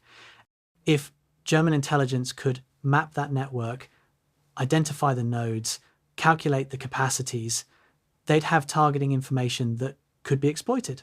The Luftwaffe reconnaissance arm, though battered by years of attrition, still possessed aircraft and crews capable of high-altitude photography. They began systematic surveillance of Allied rear areas. The Luftwaffe flew over 20 reconnaissance missions above Allied-controlled Belgium between September and December 1944. Not all missions succeeded. Some aircraft were intercepted by Allied fighters. Others encountered weather that prevented photography. But enough missions returned successful photographs to build a comprehensive picture of Allied fuel infrastructure. Photo interpreters identified major depots at Spa, Stavelot, Malmedy, Hue, Liège, and a dozen smaller locations. They tracked supply convoys to identify routes and schedules. They noted security arrangements, or more accurately, the lack thereof. The resulting intelligence file, designated Feindliche Treibstofflager West, Enemy Fuel Depots West, contained detailed information on over 60 Allied fuel storage sites, their estimated capacities, their vulnerabilities, their locations relative to German lines.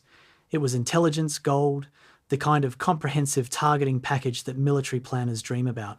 But aerial reconnaissance alone couldn't provide all the necessary details. The Abwehr, German military intelligence, supplemented photo reconnaissance with human intelligence from occupied territories. Belgian civilians, some motivated by money, others by political sympathies, provided information on American supply activities.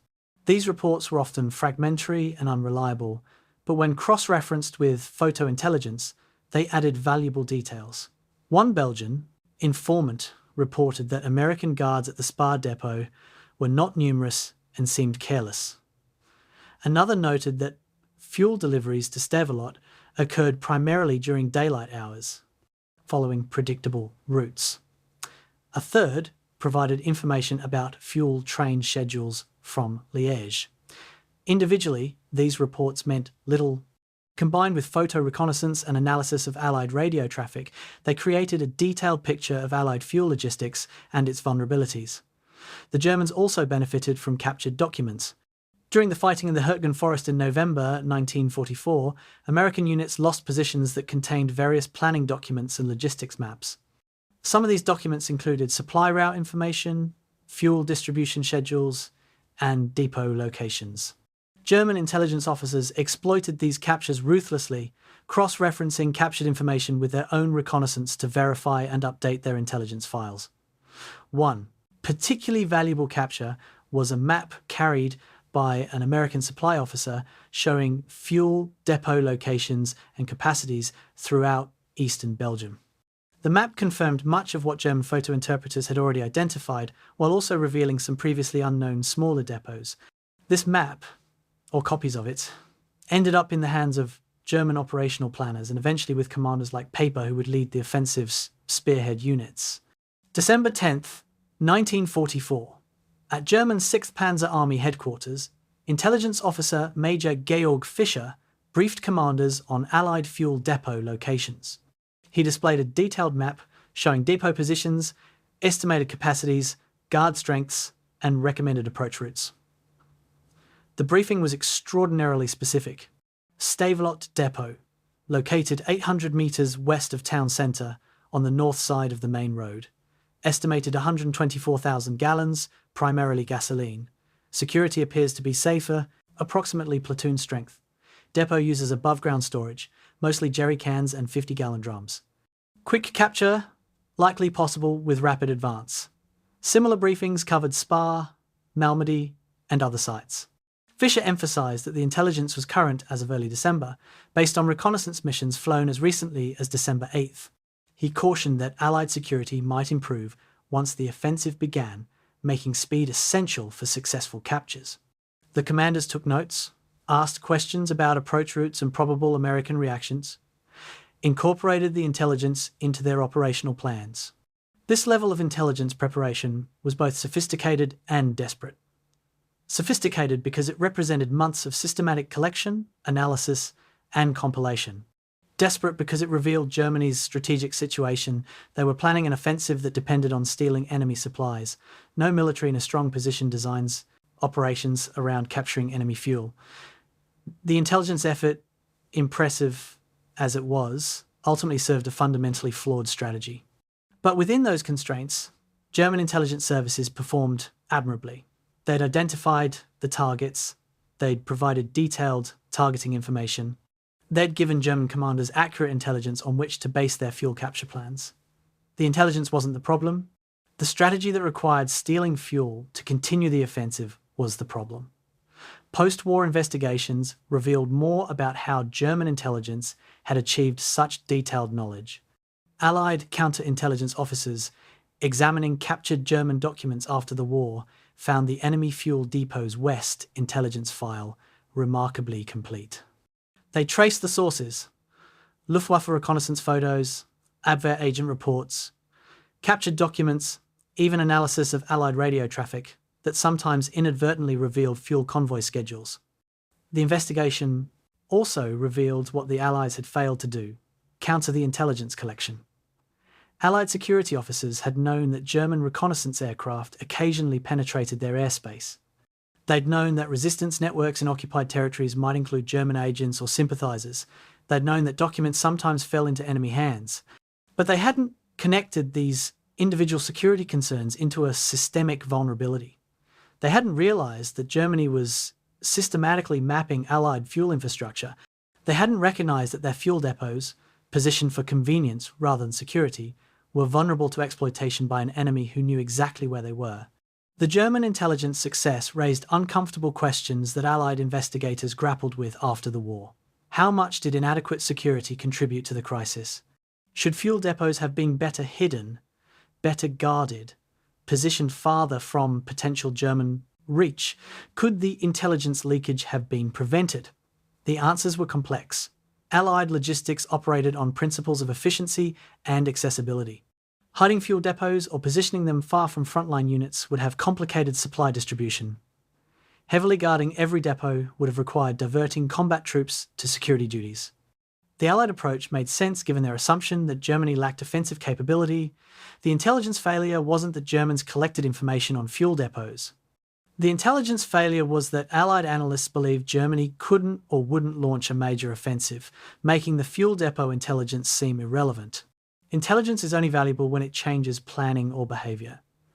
German intelligence changed German planning completely. Allied intelligence about German intentions changed Allied planning, not at all. That asymmetry nearly proved catastrophic. The story of German intelligence success and Allied security failure had a final, ironic twist. After the war, when NATO began planning for potential conflict with the Soviet Union, military planners studied the Battle of the Bulge extensively. One lesson learned: fuel depot security matters enormously.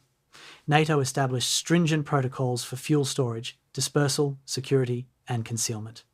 Military logistics manuals incorporated sections on protecting supply infrastructure from reconnaissance and raiding.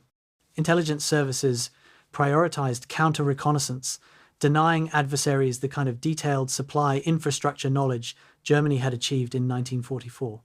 The map on Piper's dashboard, that detailed intelligence document that had guided German fuel targeting, became a teaching tool, an example of intelligence success serving strategic failure. The Germans had known where the fuel was. They'd planned meticulously to capture it, and they'd still failed, because intelligence and planning can't overcome fundamental logistical impossibilities. But the intelligence itself was never the issue. The strategy was the issue. And that distinction mattered when future military planners tried to extract lessons from the offensive that failed in the forests and roads of the Ardennes. Robert Johnson of the 365th Fighter Group sat in his P-47 Thunderbolt at an airfield in northern France, watching clouds break apart overhead. For a week, the Ardennes had been shrouded in fog, snow, and low clouds that grounded Allied aircraft and gave German forces freedom of movement. But the weather front was finally shifting. Meteorologists predicted clear skies for the next several days. Johnson checked his briefing notes. His flight had been assigned ground attack duties, specifically targeting German supply routes in the Ardennes. Intelligence had identified major traffic concentrations, roads packed with German vehicles trying to supply the offensive. Johnson's ordnance crew loaded, his aircraft with bombs and ammunition. At 9:30, he received the takeoff signal. His engine roared to life. The P-47 lifted into clearing skies. Within minutes, he was crossing into Belgium. Below him, the entire German offensive lay, exposed to the one weapon Germany could no longer counter: Allied air superiority. The weather had been Germany's silent ally throughout the offensive's first week. Thick fog and low clouds had grounded most Allied aircraft, preventing reconnaissance, interdiction, and close air support missions. German forces moved during daylight without fear of air attack, a luxury they hadn't enjoyed since the Normandy campaign. Allied ground forces, accustomed to calling in air support whenever German armour appeared, found themselves fighting without that critical advantage. The weather neutralised one of the Allies' greatest strengths. But weather is temporary. Meteorological patterns shift. High-pressure systems replace low pressure. Clouds dissipate. And when they did, the full weight of Allied air power would descend on the German offensive like a hammer. Johnson's flight reached the assigned target area at 10 o'clock. What he saw stunned him. A road below, winding through forest, packed solid with German vehicles as far as he could see. Trucks, tanks, half-tracks, all stationary or barely moving. Perfect targets. Johnson radioed his wingmen, set up an attack run, and dove. His first pass sent rockets into a concentration of trucks near a crossroads. Secondary explosions erupted, probably an ammunition or fuel truck. He pulled up, circled, made another pass with machine guns. Vehicles burned. Soldiers scattered into the forests. Johnson's wingmen followed, each making multiple passes, expending all their ordnance on the target-rich environment below. When they finally broke off and headed back to base, Johnson counted at least 30 destroyed or damaged vehicles from his flight alone. And there were dozens of other flights operating that day, hundreds of Allied aircraft taking advantage of clear weather to attack German supply lines. The Allied air campaign on December 23rd transformed the offensive's logistics. German supply trucks, already struggling to reach forward units through traffic jams, now faced destruction from the air. Drivers who'd been frustrated by delays became terrified of exposure. Some convoys scattered at the sound of aircraft engines.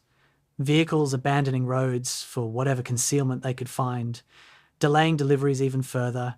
Other convoys tried to continue moving, gambling that they could reach their destinations before being caught. Many lost that gamble.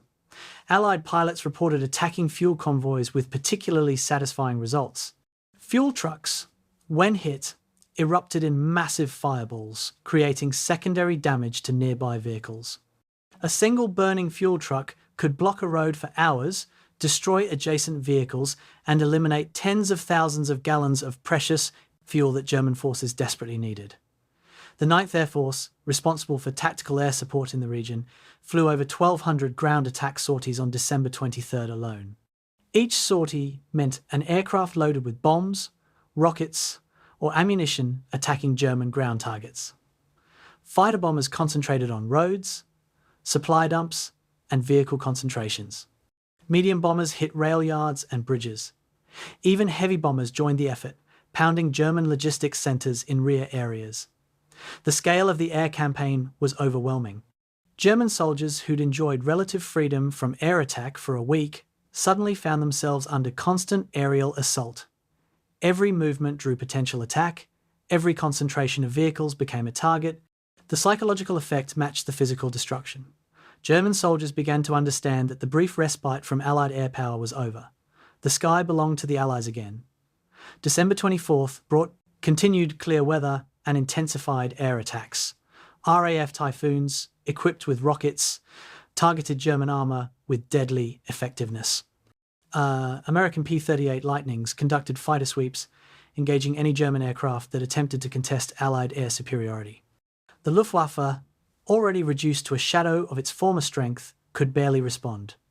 German fighters made occasional interceptions, but were heavily outnumbered and quickly driven off. Allied aircraft operated with near impunity over the battlefield. They didn't just attack frontline units. They systematically targeted German logistics, the fuel convoys and supply trucks that kept the offensive functioning. Every fuel truck destroyed meant German tanks that couldn't refuel. Every supply convoy scattered meant German units that couldn't sustain operations. Allied photo reconnaissance on December 24th captured the results of the air campaign. Analysts counted over 200 destroyed or damaged vehicles on roads throughout the offensive zone. Most were identified as supply vehicles, trucks rather than tanks. The photos showed something else. German supply movement had nearly stopped. Roads that had been packed with traffic on December 22nd showed scattered vehicles on December 24th. German logistics officers, recognizing that daylight movement invited destruction, had shifted to night movements. But night movement was slower, more difficult, more prone to accidents and delays. The air campaign was strangling German logistics without destroying every vehicle. The threat of air attack was almost as effective as actual attacks, forcing German supply operations to adopt techniques that reduced efficiency and slowed delivery. The impact on fuel supplies was particularly severe. Allied intelligence estimated that air attacks destroyed or damaged approximately 500,000 gallons of German fuel between December 23rd and December 27th. 500,000 gallons. That was roughly 10% of Germany's total fuel allocation for the offensive, eliminated in 4 days of air attacks. But the indirect effects were even more significant. Fuel convoys that survived air attacks often turned back, drivers unwilling to risk continued exposure. Some fuel trucks reached their intended units but hours or days late, after the units had already run out of fuel and stopped advancing. The air campaign created uncertainty and fear in German logistics operations, emotions that are poison to military supply systems that depend on predictable, reliable delivery schedules. German forces attempted various countermeasures. They moved primarily at night or during poor weather.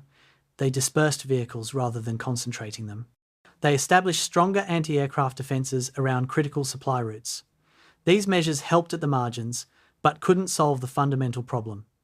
Germany needed to move massive quantities of supplies through a limited road network, and the Allies controlled the skies above that network. Every countermeasure reduced efficiency. Night movement was slower and more difficult than daylight movement. Dispersed vehicles required more coordination and created more traffic problems. Anti-aircraft defences consumed resources and personnel that could have been used elsewhere. The countermeasures were necessary for survival but further degraded an already overtaxed logistics system. December 25th, Christmas Day, brought no respite. Allied aircraft continued attacking throughout the day. American bomber crews flying on Christmas later recalled the grim satisfaction of knowing their missions were helping stop the German offensive. Fighter pilots noted that German anti-aircraft fire was weakening, suggesting ammunition shortages. Reconnaissance pilots reported more abandoned German vehicles along roadsides, many with no visible battle damage, probably abandoned due to fuel shortages. The air campaign was working, not because it destroyed every German vehicle, but because it made German logistics increasingly impossible, increasing fuel consumption through forced detours and delays, destroying enough supplies to tip an already marginal situation into crisis, creating psychological pressure that degraded efficiency and morale. The clear weather period from December 23rd through January 3rd allowed sustained Allied air operations throughout the critical phase of the offensive. German forces, which had advanced aggressively during the weather-protected first week, found themselves increasingly constrained as air attacks intensified. The offensive's logistics, already stressed by inadequate fuel allocation and road network limitations, collapsed under the additional pressure of constant air interdiction. Fuel that couldn't reach forward units meant tanks that couldn't move. Tanks that couldn't move meant infantry without armour support. Infantry without support meant failed attacks and increasing casualties. The air campaign didn't defeat the German offensive by itself, but it accelerated the defeat that logistics had already made inevitable. The skies cleared. Allied aircraft filled those skies, and the German supply network, desperately fragile under the best conditions, shattered under the worst conditions. The Panzers weren't just running out of fuel because Germany lacked petroleum. They were running out of fuel because Allied aircraft were systematically destroying what little petroleum Germany had managed to allocate to the offensive. The mathematical impossibility of Hitler's fuel planning met the physical impossibility of sustaining supply operations under complete enemy air superiority. The result was predictable, inevitable, and catastrophic for German forces trapped in the Ardennes with empty fuel tanks and empty skies, offering no protection from the aircraft circling overhead like predators over dying prey. December 21st, 1944.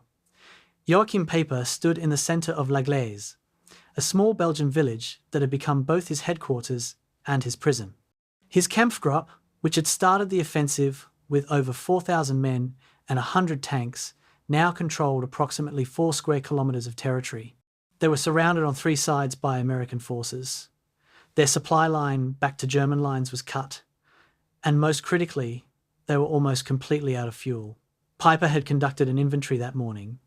The results were devastating. Approximately 800 gallons remaining across his entire force.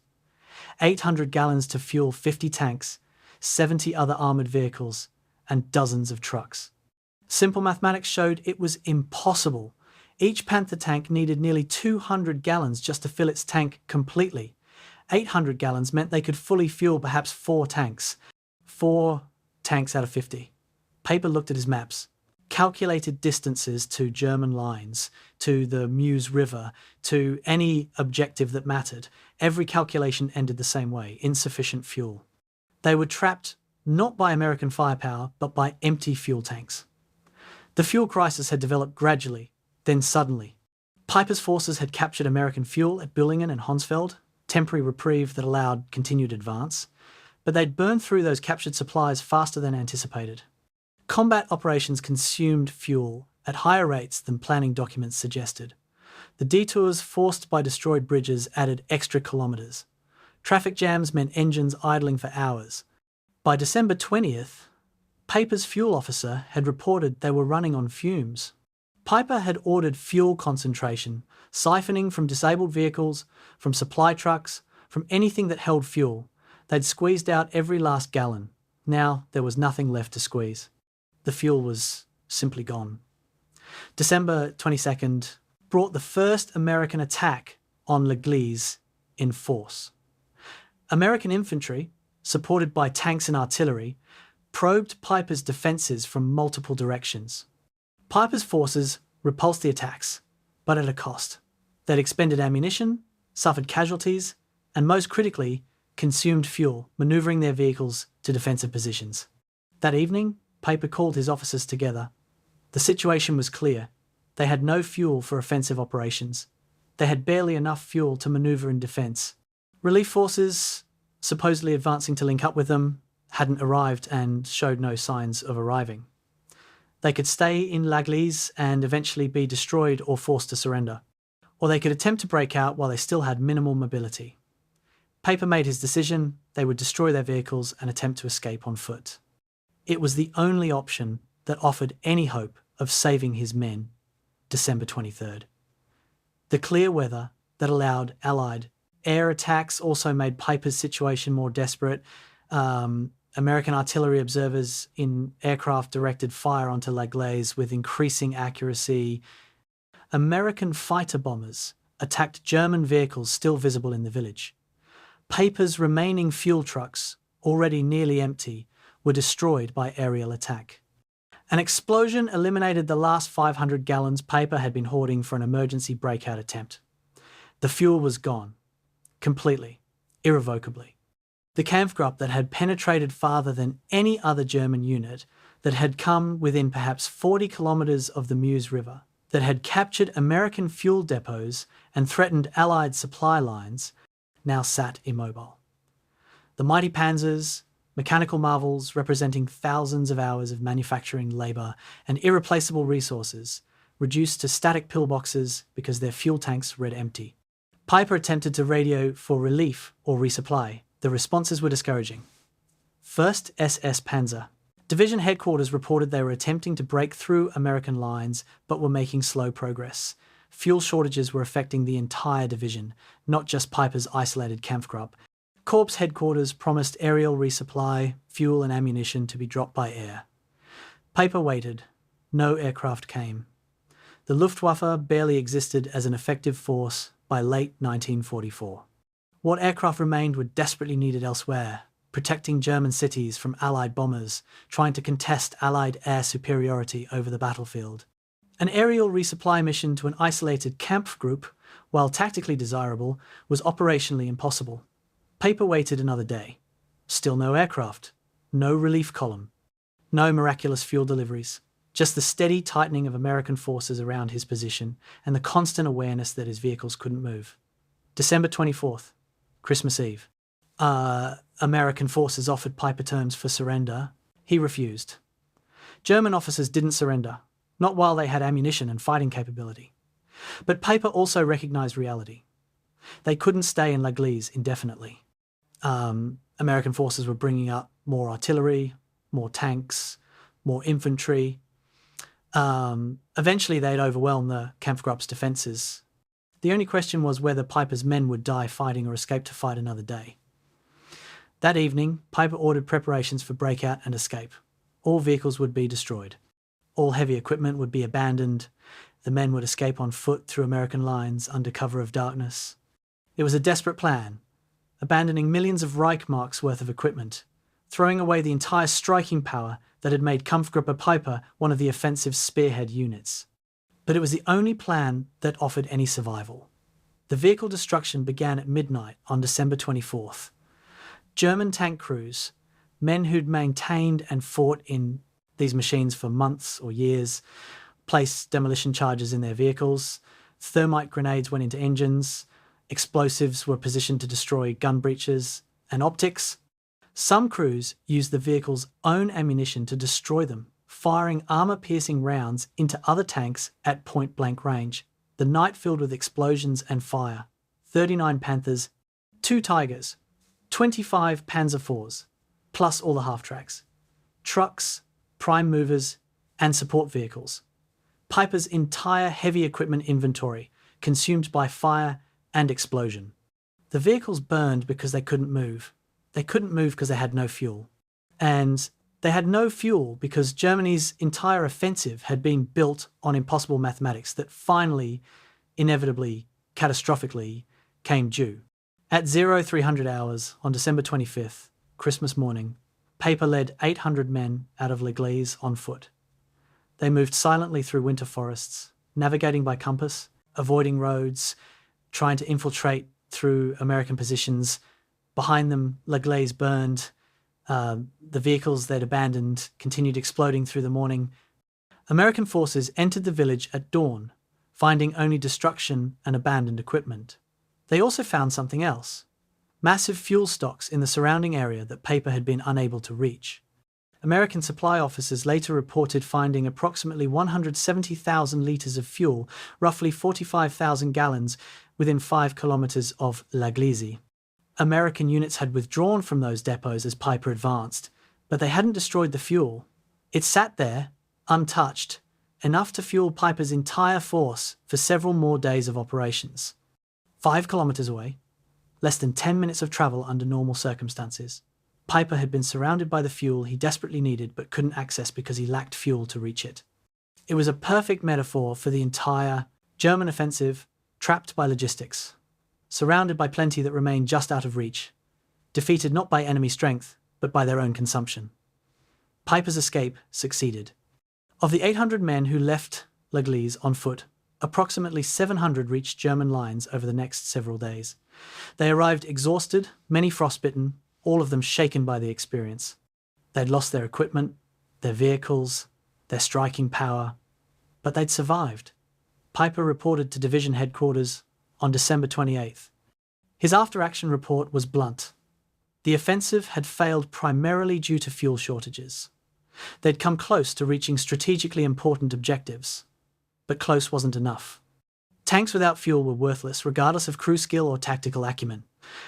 The Kampfgrupp's experience, Piper suggested, probably mirrored the experience of other German units throughout the offensive. They'd started strong, achieved initial successes, then slowly ground to a halt as fuel supplies failed to materialize.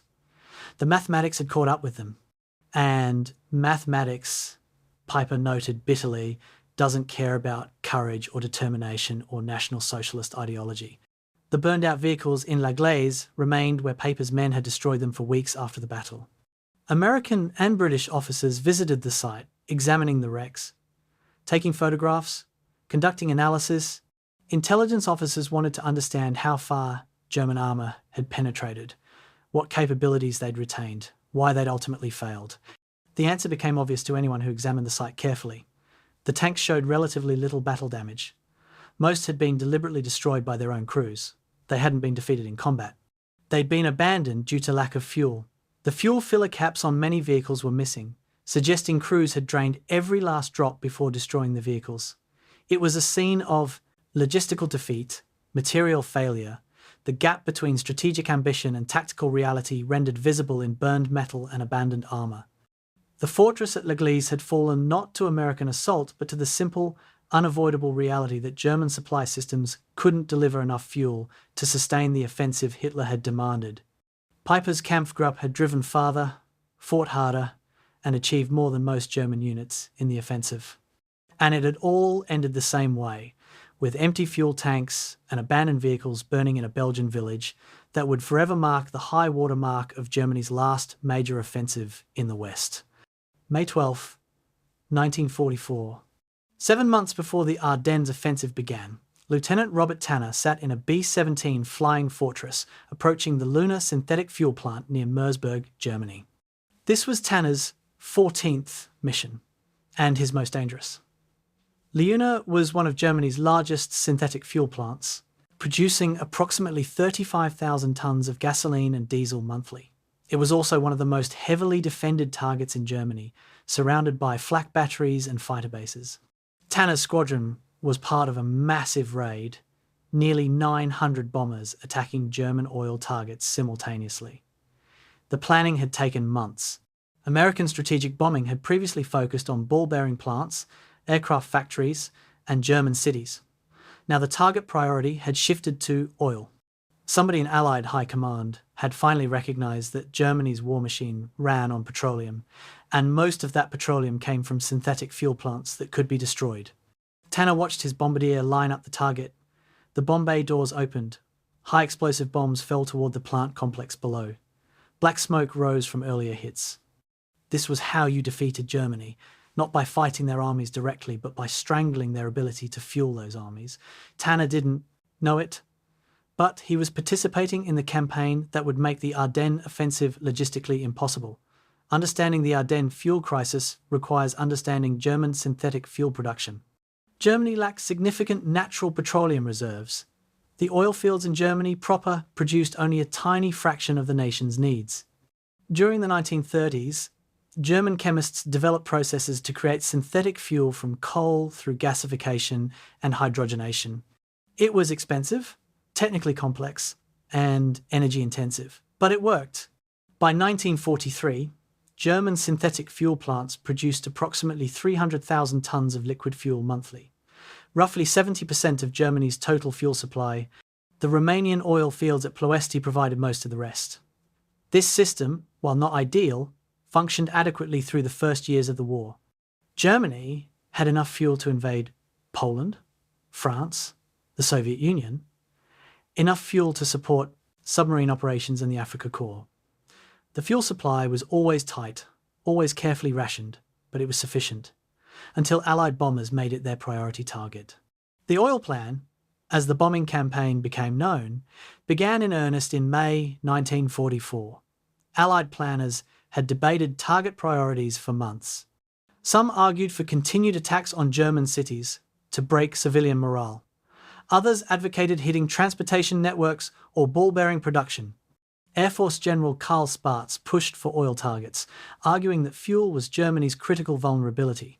Without fuel, tanks couldn't move, aircraft couldn't fly, ships couldn't sail.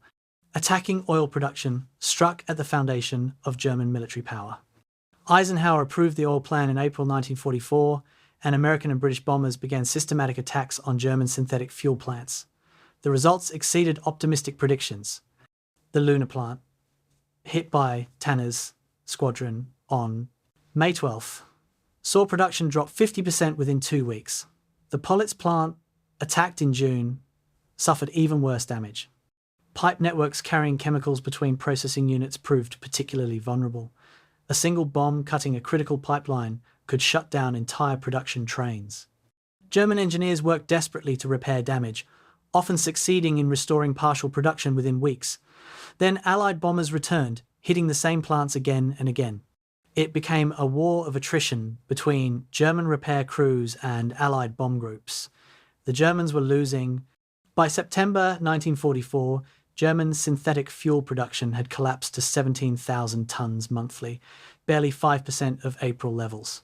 It was an industrial catastrophe, the complete breakdown of Germany's fuel production capacity. The collapse of synthetic fuel production rippled through every aspect of German military operations.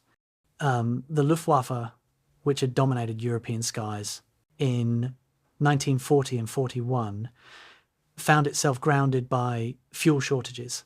Pilot training was curtailed, with new pilots receiving perhaps 20 flight hours instead of the 200 hours their predecessors had received. Combat squadrons sat on airfields with aircraft, but no fuel.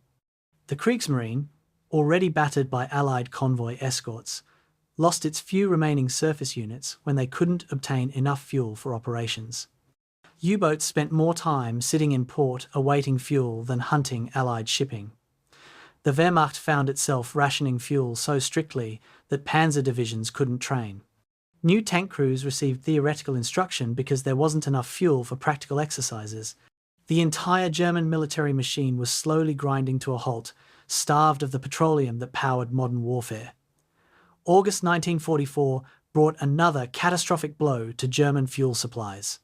The Soviet summer offensive captured the Romanian oil fields at Ploiești. Those fields had provided Germany with approximately 80,000 tons of natural petroleum monthly, roughly 30% of Germany's pre-oil plan fuel supply.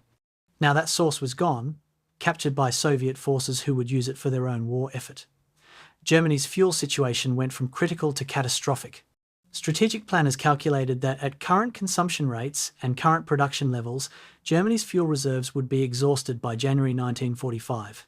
Every gallon consumed was a gallon that couldn't be replaced. The Wehrmacht began operating on its strategic reserve fuel that had been hoarded for emergency use. That reserve, meant to last 6 months of defensive operations, was being drawn down at alarming rates. September 1944. At a planning conference in the Wolf's Lair, Wehrmacht fuel officers briefed Hitler on the oil situation. The numbers were undeniable.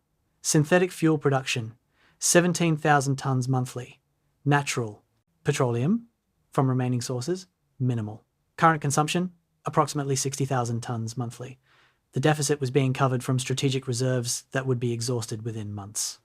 The officers recommended reduced operations, strict rationing, defensive posture to stretch remaining fuel as long as possible. Hitler listened, then dismissed them. He had other plans. Plans that required consuming those remaining reserves immediately, gambling everything on one massive offensive that would either change the war's trajectory or consume Germany's last fuel supplies in a failed gamble. The officers left the meeting knowing Germany was about to bet its remaining petroleum on an operation that couldn't possibly succeed. The Allied oil plan's success created a perverse situation by December 1944. Germany had large numbers of tanks, they had experienced crews, they had ammunition. What they lacked was the fuel to make any of it matter. Panzer divisions sat with full vehicle inventories but partial fuel allocations. Aircraft sat in hardened shelters with pilots but no aviation gasoline. The industrial capacity to build weapons remained largely intact. The fuel to operate those weapons was gone. It was industrial age warfare reduced to its fundamental equation: energy equals capability. Without energy, without petroleum, the most sophisticated weapons were just expensive sculptures. Germany could still fight, but only by consuming its final fuel reserves, reserves that once spent couldn't be replaced. November 1944. German engineers made one last desperate attempt to resurrect fuel production. They prioritised repairs on the least damaged plants, concentrating resources to bring at least some production capacity back online. The effort partially succeeded. By December, production had increased from 17,000 tonnes monthly to perhaps 23,000 tonnes. It was improvement, but nowhere near sufficient. 23,000 tonnes represented less than 10% of Germany's April production. Even if no further Allied bombing occurred, which was unlikely, Germany couldn't sustain military operations on such limited production. The synthetic fuel plants, once Germany's answer to its petroleum scarcity, now sat as broken monuments to the vulnerability of industrial infrastructure to strategic bombing.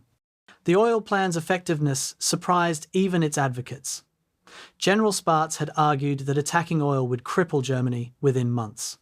His critics suggested it would take much longer, that Germany had stockpiles and alternative sources. Spaatz was right. Within 4 months of the oil plan's start, German fuel production had collapsed. Within 6 months, fuel shortages were affecting every German military operation. The campaign demonstrated something important about modern warfare.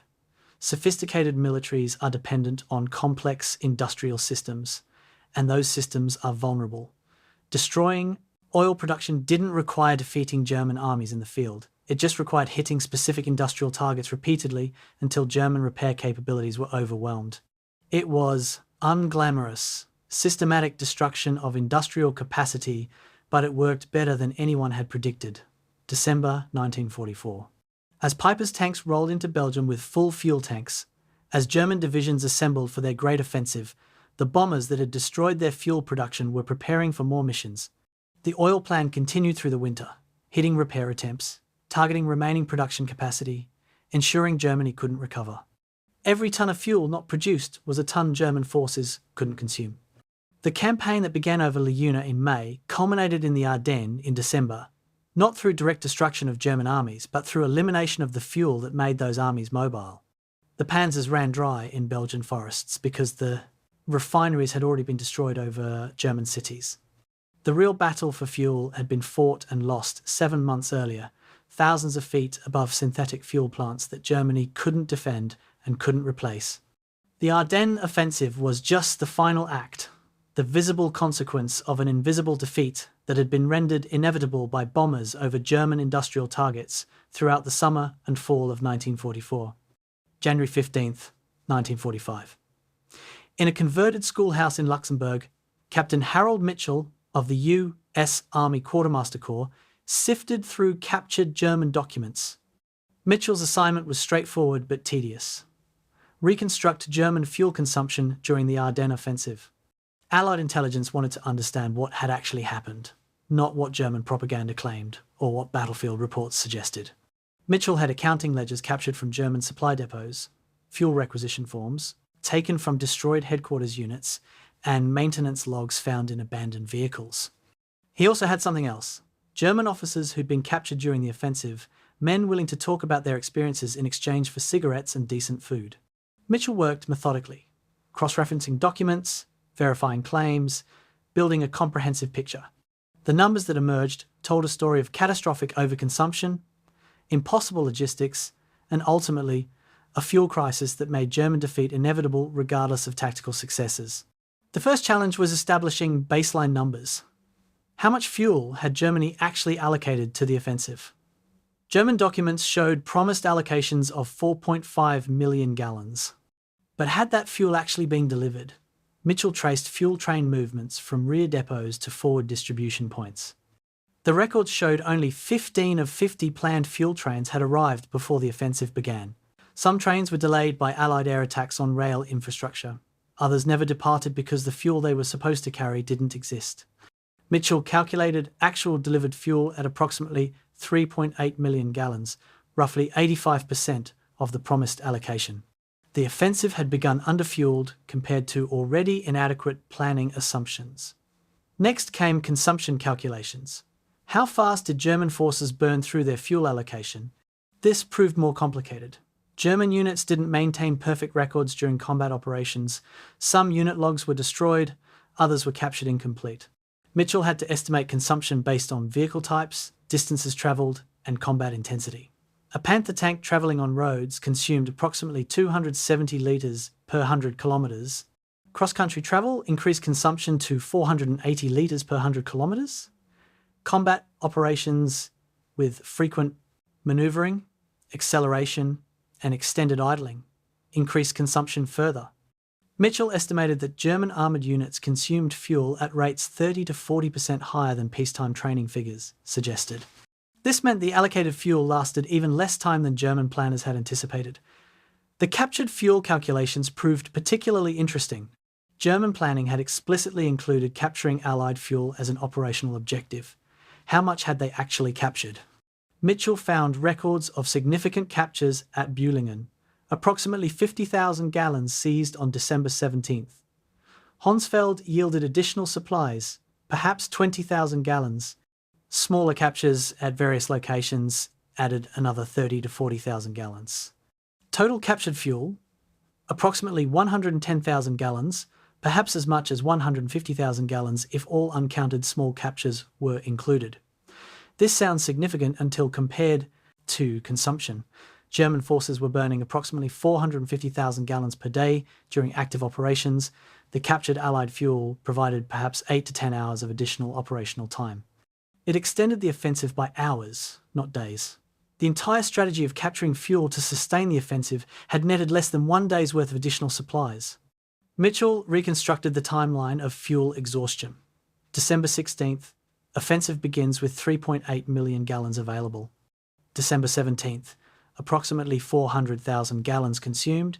Captured supplies add 150,000 gallons, net remaining 3.55 million gallons.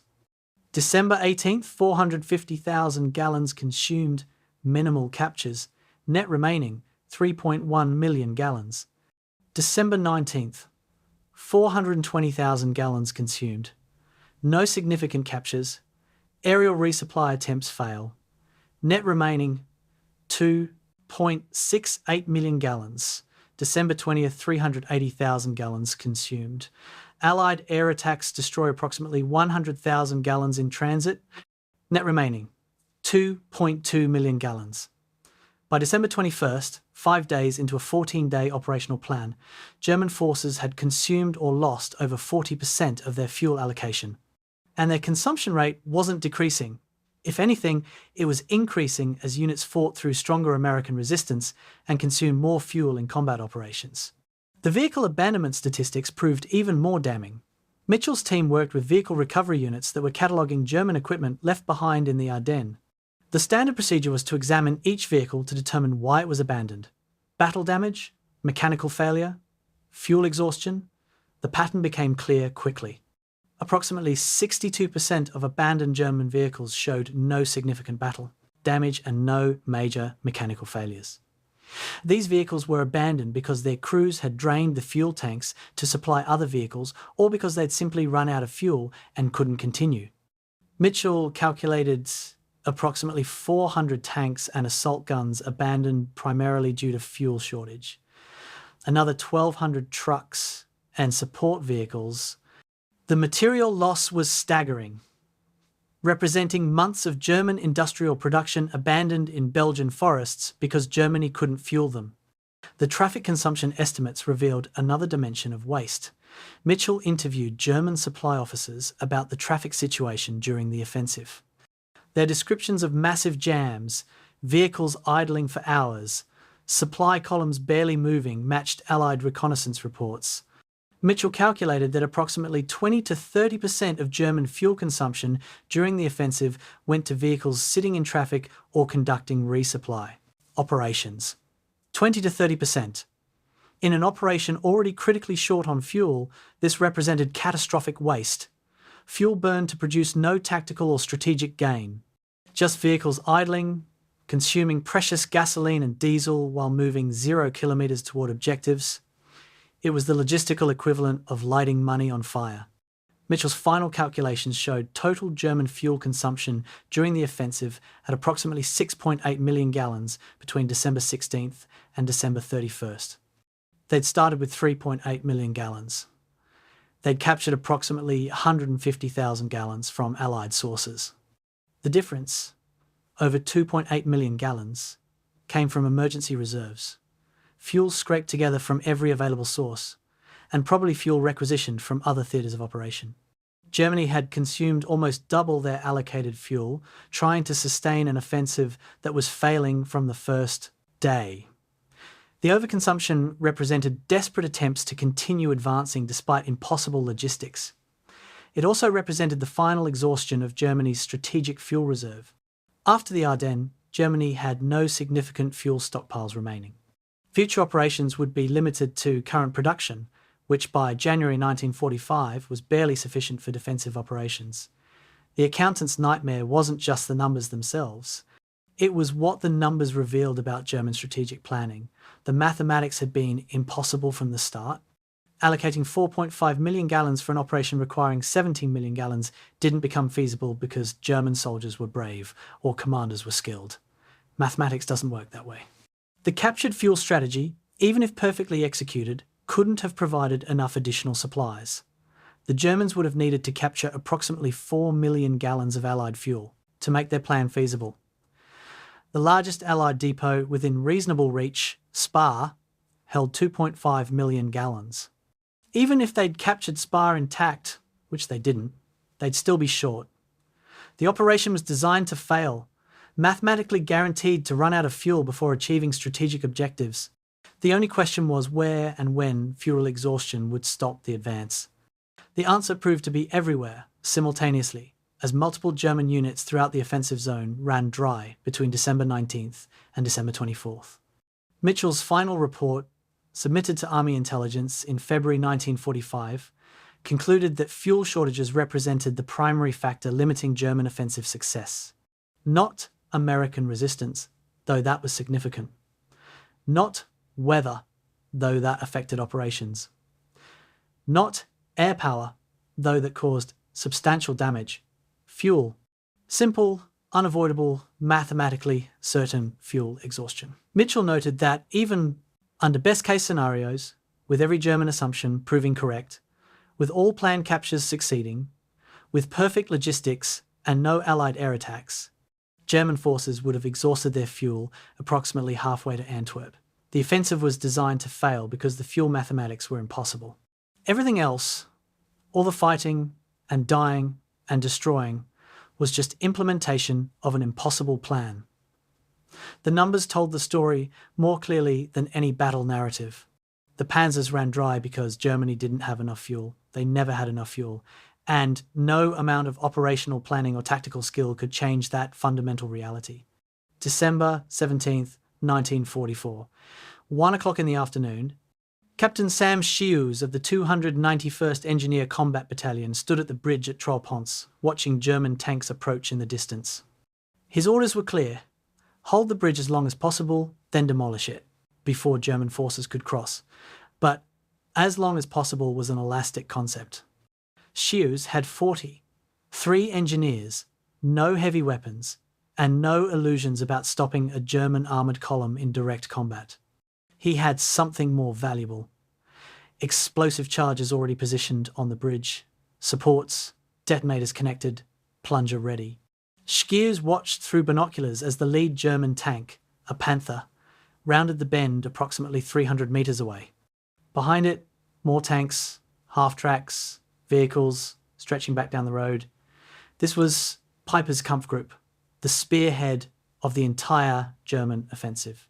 300 metres, 250. 200! Shius gave the order. His demolition sergeant pressed the plunger. The charges detonated with a roar that echoed through the valley. The centre span of the bridge lifted into the air, concrete and steel suspended for a moment before collapsing into the Armblev River below. When the dust cleared, the bridge was gone.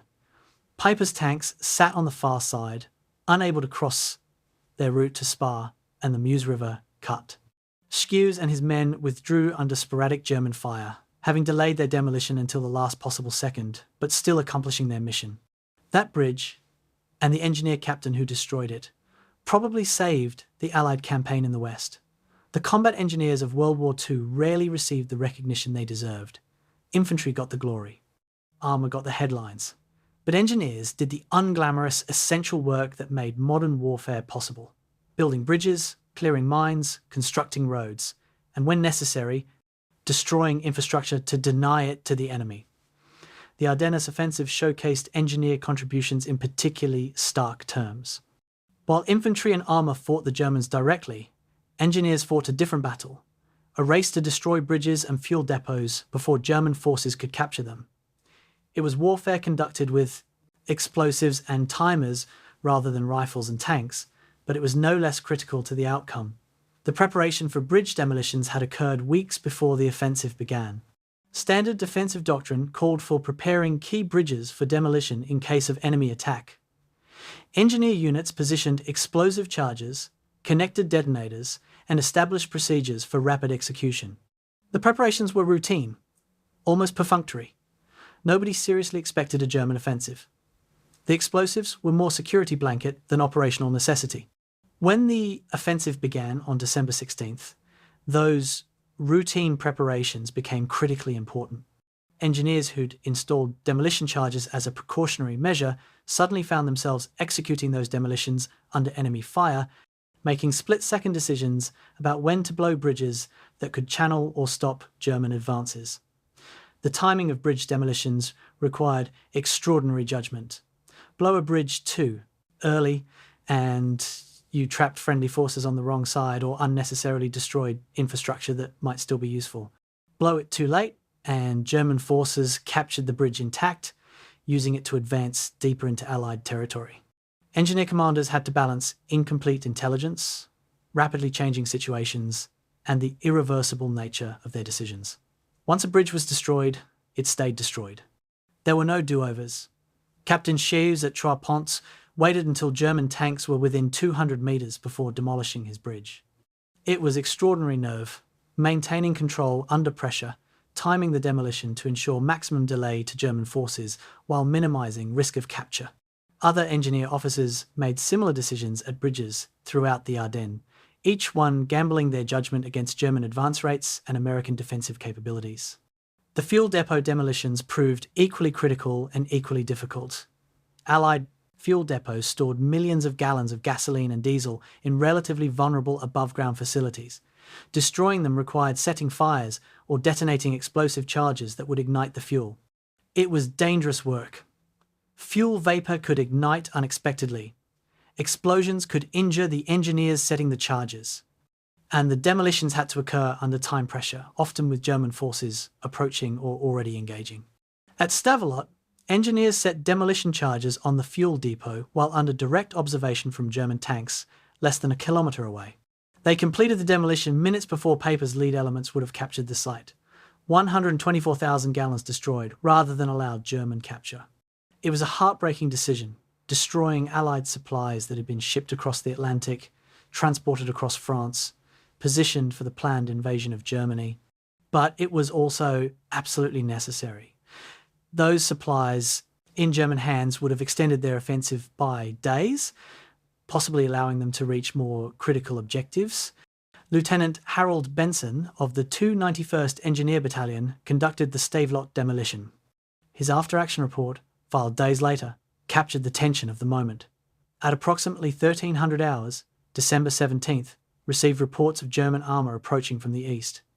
Proceeded to depot with demolition team of 12 men. German tank fire commenced while we were positioning charges. Completed demolition at 13:25. Initiated destruction at 13:30. Entire depot consumed by fire within minutes. Estimate 120,000 gallons destroyed. Withdrew under fire. 12 men, 25 minutes. 120,000 gallons. The Germans arrived to find the depot burning, the fuel they desperately needed consumed by flames. Benson received a Silver Star for his actions. He later said the hardest part wasn't the German fire. It was knowing he was destroying fuel that Allied forces also needed, gambling that denying it to the Germans was more important than preserving it for Allied use. Belgian civilians played an often overlooked role in the engineer successes. Many demolition operations succeeded because Belgian resistance fighters or ordinary civilians warned Allied forces about German movements. At Trois-Ponts, a Belgian civilian named Louis Thibault provided early warning that allowed Shears to prepare his demolition.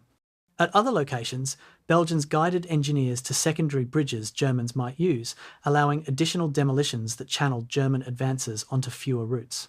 The Belgian contributions weren't large military operations. They were individual acts of courage. A telephone call warning of approaching tanks, a farmer showing engineers a back road Germans might use, a resistance fighter sabotaging a bridge before engineers could even arrive. These small actions, multiplied across dozens of locations, significantly impaired German mobility and bought time for Allied forces to establish defensive positions. The toll on engineer units was substantial. Engineers conducting demolitions under fire suffered casualties. Some were captured when German forces overran their positions before demolitions could be completed. Others were killed or wounded by premature explosions, enemy fire, or the hazards of working with explosives under combat conditions. The 291st Engineer Battalion, which conducted multiple critical demolitions, suffered 38 casualties during the first week of the offensive.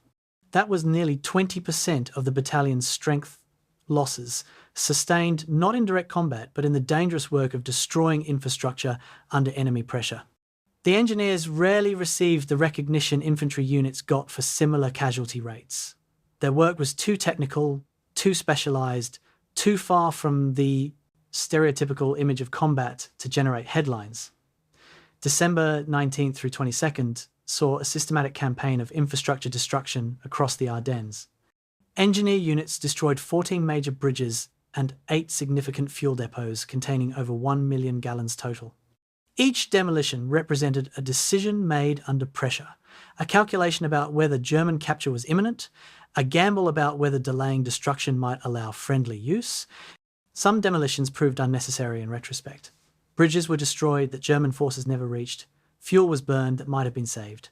But in the fog of war, with incomplete intelligence and rapidly changing situations, engineer commanders erred on the side of destruction rather than risk German capture. It was the correct decision strategically, even when it proved excessive tactically.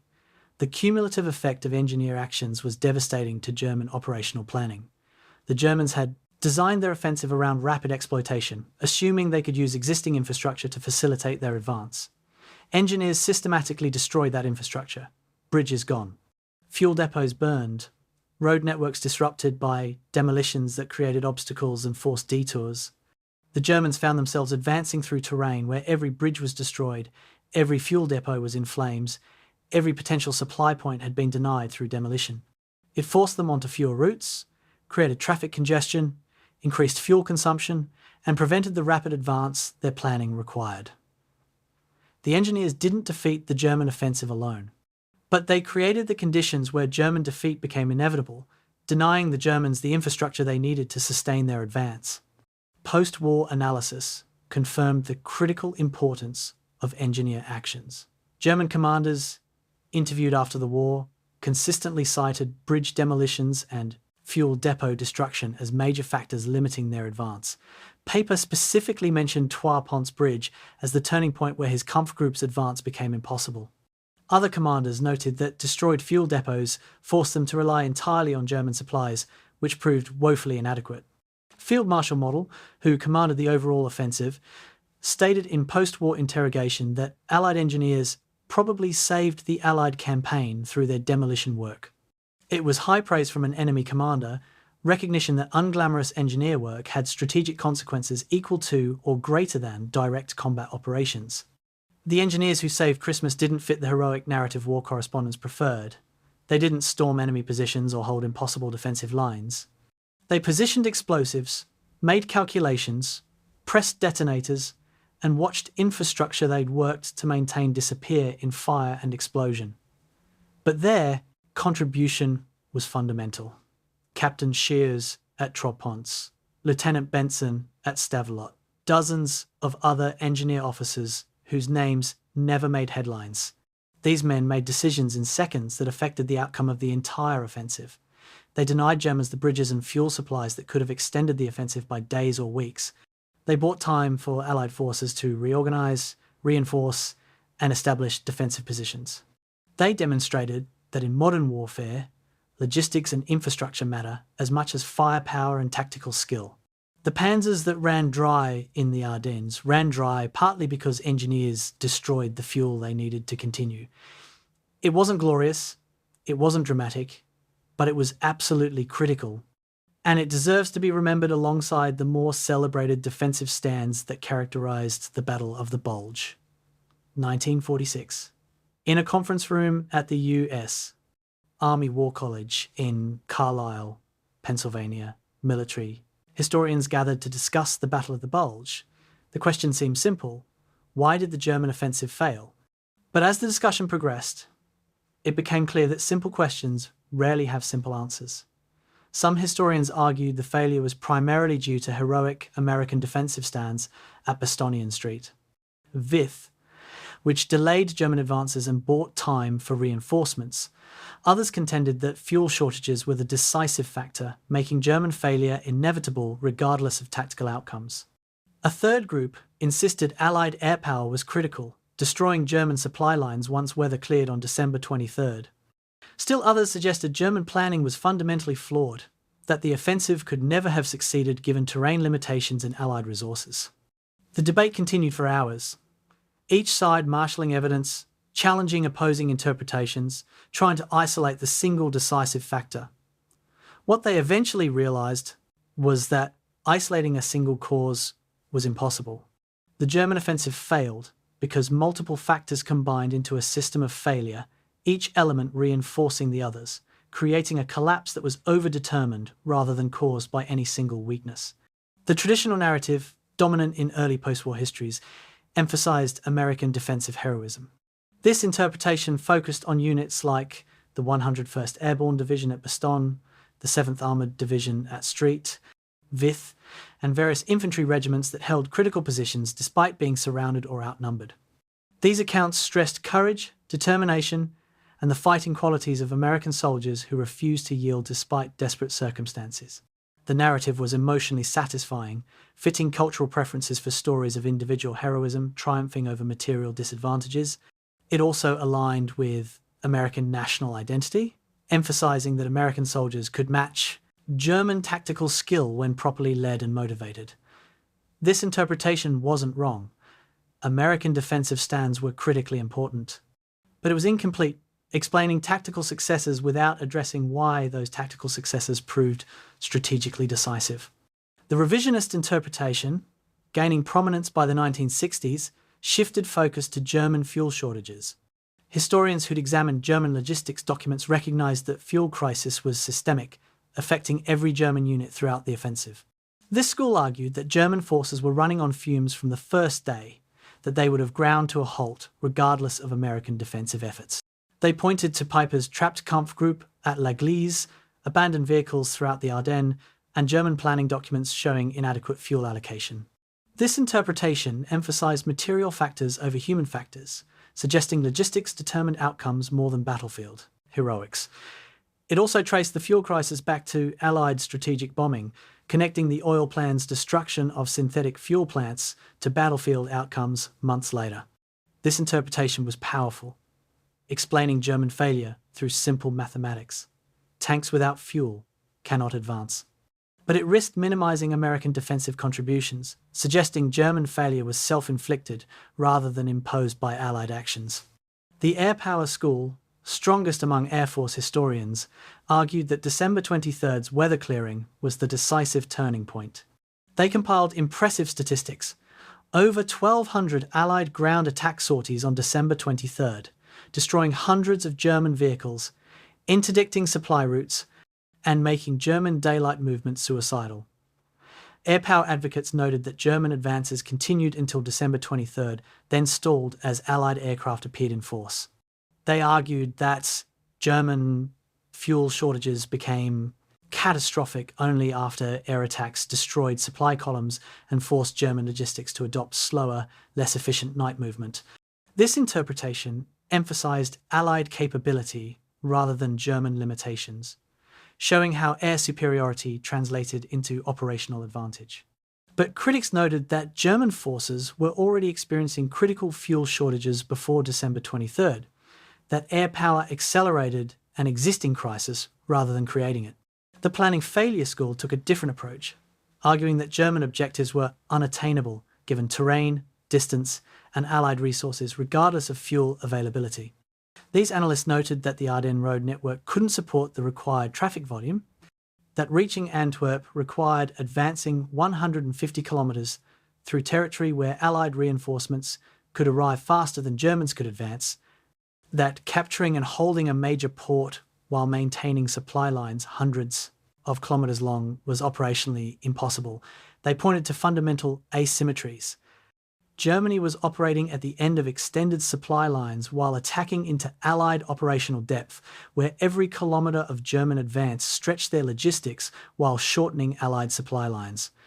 This interpretation suggested the offensive was doomed by its ambition, that more fuel would have meant deeper penetration but not strategic success. It was a deterministic view, emphasizing structural factors that made German victory impossible regardless of tactical variables.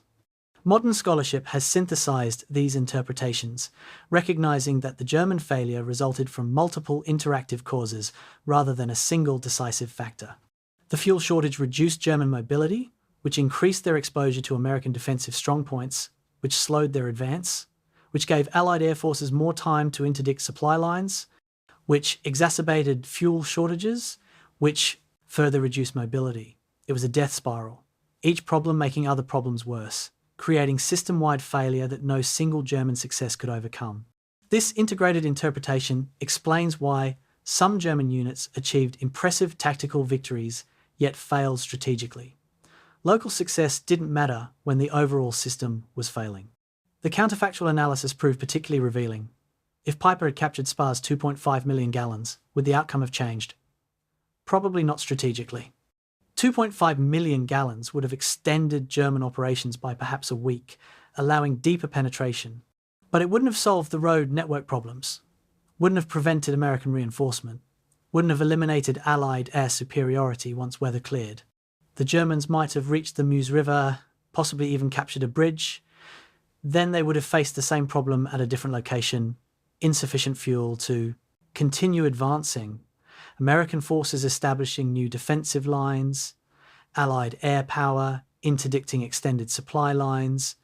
The captured fuel would have changed where and when the offensive ended, not whether it ended in German failure. Similarly, if weather had remained poor throughout January, preventing Allied air operations, would German success have been more likely? Again, probably not.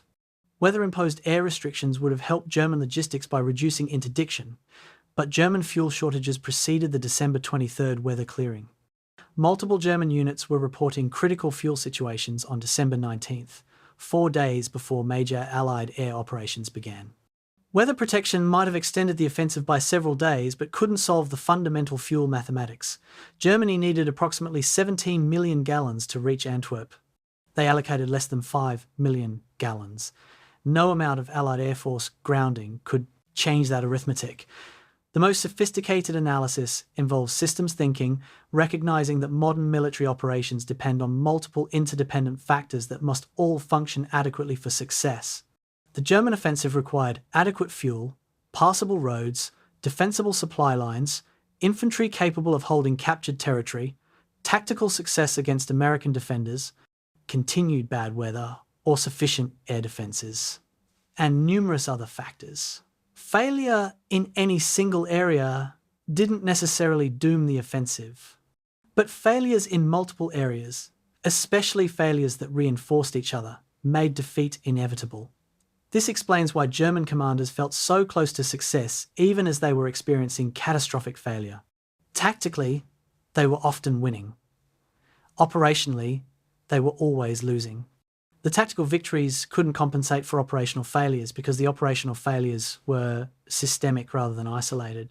The debate about what stopped the Panzers ultimately reveals as much about historical interpretation as it does about the battle itself. Military organizations emphasize factors that validate their institutional importance. Infantry historians stress defensive stands. Air Force historians emphasize air power. Logistics specialists focus on supply failures. Each interpretation contains truth, each highlights important factors. But complete understanding requires integrating these partial truths into a comprehensive picture. The German offensive failed because American soldiers fought effectively, because German logistics were inadequate, because Allied air power interdicted supplies, because German planning was overambitious, because terrain limited movement, because fuel shortages immobilized vehicles, because all these factors interacted to create systemic failure.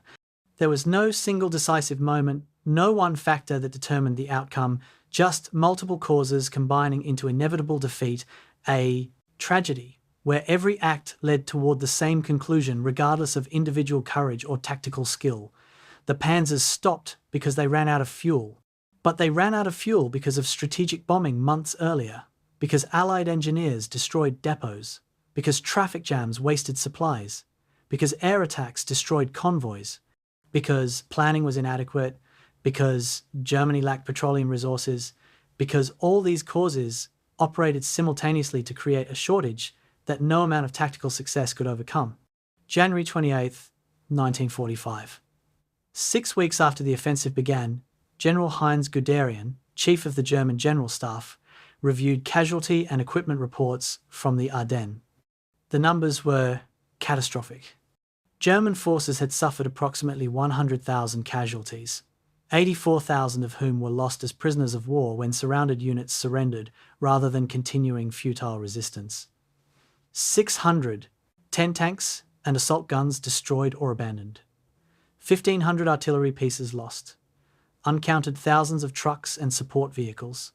But those material losses, devastating as they were, paled compared to what Germany had lost strategically. The offensive had consumed Germany's last strategic fuel reserve.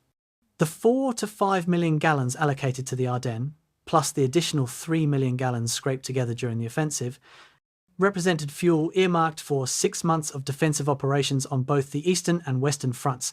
That fuel was gone, burned in Belgian forests, consumed in traffic jams, destroyed by Allied air attacks, wasted in an offensive that achieved nothing strategically significant. Guderian calculated how that fuel might have been used differently, delaying Soviet advances in the east, conducting local counterattacks to stabilize defensive lines, supporting strategic withdrawals to more defensible positions. Instead, it was gone. And Germany's fuel production remained barely 15% of pre-bombing levels. The strategic situation was hopeless. The immediate military consequences appeared quickly. In January 1945, Soviet forces launched their Vistula-Oder offensive, a massive attack that advanced from central Poland to within 60 kilometers of Berlin in barely 2 weeks. German forces attempting to stop this offensive found themselves critically short of fuel. Panzer divisions that might have conducted mobile defense or counterattacks sat immobile, unable to operate because their fuel had been consumed in the Ardennes. Army Group Center Commander Ferdinand Schörner radioed desperate requests for fuel allocations to support defensive operations.